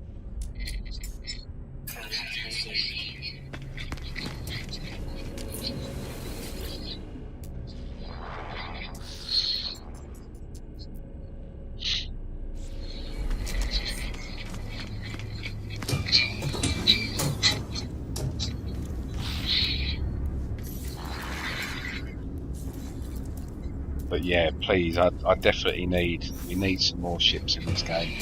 But the one thing that bugs me more than anything, and pretty much has done since day one, is the amount of ships that we can keep. You know, a 6-ship limit, I think, is ridiculous. We need to be able to hold on to more ships than that. There's no reason why we can't either. I did put a suggestion to Hello Games about what they could do with that, and my suggestion for how we can hold on to more ships is in the old Saints Row games. If you ever played the Saints Row games, you used to have a garage, and you opened that garage up, and in the garage were all the different cars that you had essentially found around the map, and you could it was just a picture with the name and I think the cost and stuff, and you could basically just chop and change any of the cars that you had found and get into them and spawn them into the garage, or I think even on the street. And I think in this game, all we need here is an option on the freighter, or or a base part that you can put down, and you can basically call in any ship that you've previously found. And how that would work is the ships will be split into categories. So you'll have it will be in text format, and you'll have a category of fighters, a category of exotics, a category of haulers, a category of shuttles, and so on and so on. So if you want to get a fighter and spawn a fighter into your freighter on one of those 6 spots, you just simply go into the category of fighters, you click down and choose any of the fighters that you've previously found, click on it, and then that will spawn into the freighter. I can't see what the issue would be, and why the developers wouldn't be able to implement that into the game. A text-based garage, if you like.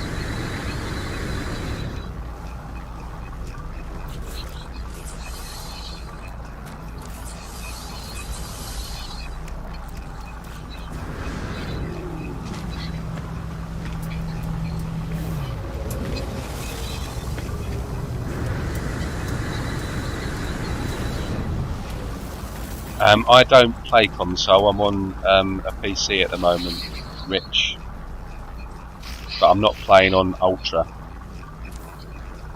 in terms of graphics. This is quite an old system that I'm playing on at the moment. It can't handle it that well. But I exclusively use controller for No Man's Sky. I play mouse and keyboard for pretty much most other games, excluding racing games. But I use a controller for No Man's Sky. I started playing with a controller on No Man's Sky you know, 4 years ago, 5 years ago, and I just haven't changed since. I just find it's quite easy. I have tried keyboard and mouse, but I find controller just much easier on No Man's Sky, especially with ships and stuff.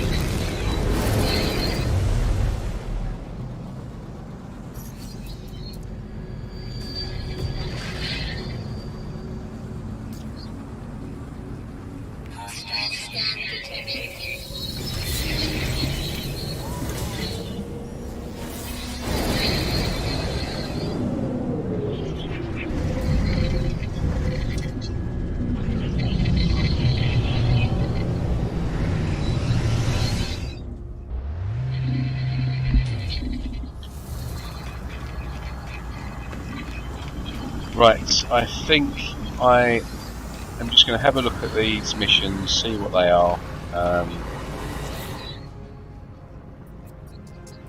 Yeah, I'll quickly do this one. I'm going to just finish this mission here, come back to the anomaly, and then that is going to be probably me done for the day. I'm going to go and grab some food and stuff.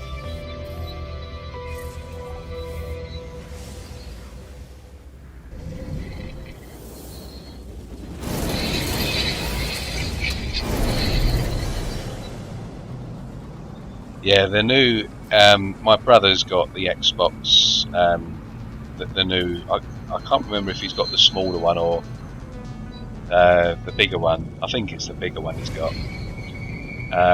But I watched him play Star Wars Jedi Fallen Order, and the loading times were almost instant on that. Probably as quick as my PC, to be honest. So yeah, the next gen consoles, you haven't got any issues with kind of waiting around and stuff, for sure. Anything that runs on an SSD is not going to have any issue on that side at all. But I think most older consoles, I'll be very surprised if they run SSD.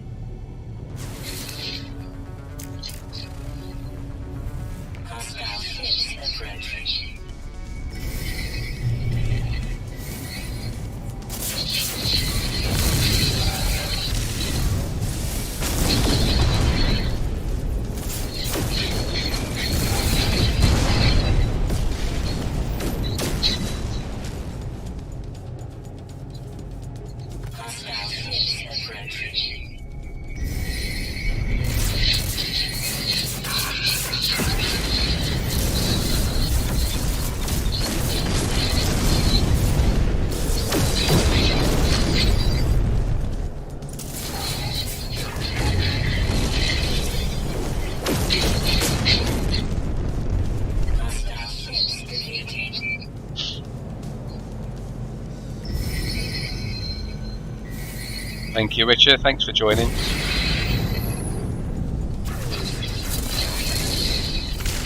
Enjoy your Friday night. I think I'm going to do a barbecue tonight.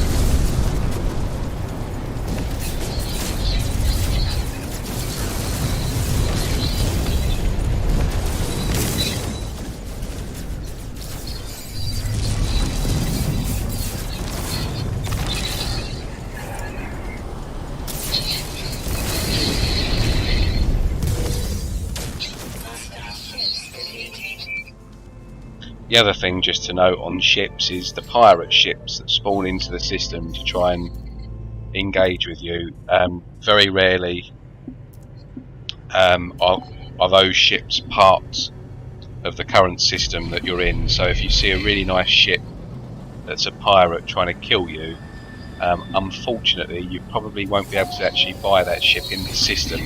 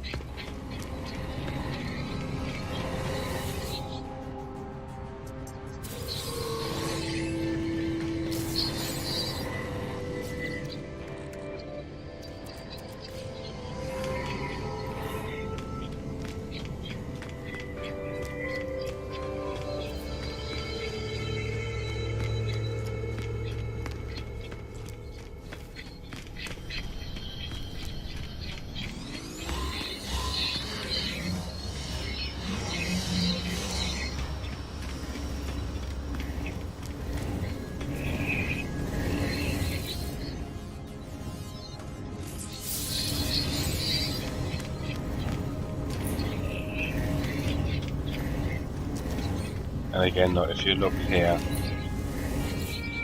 oh, not there, this will be a C-class. Every one of them are C-class now.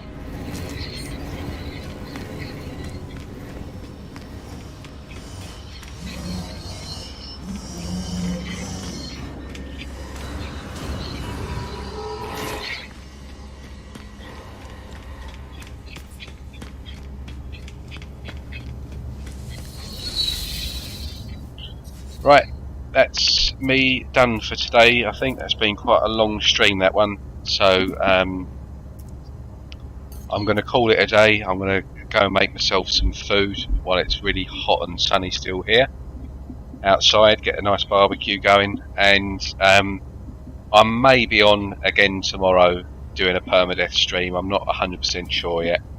I'll definitely be on at some point on Sunday for a 3 or 4 hour stream, probably finishing off the activated Indian farm. I still need to get this multi-tool. This is doing my brain in at the moment.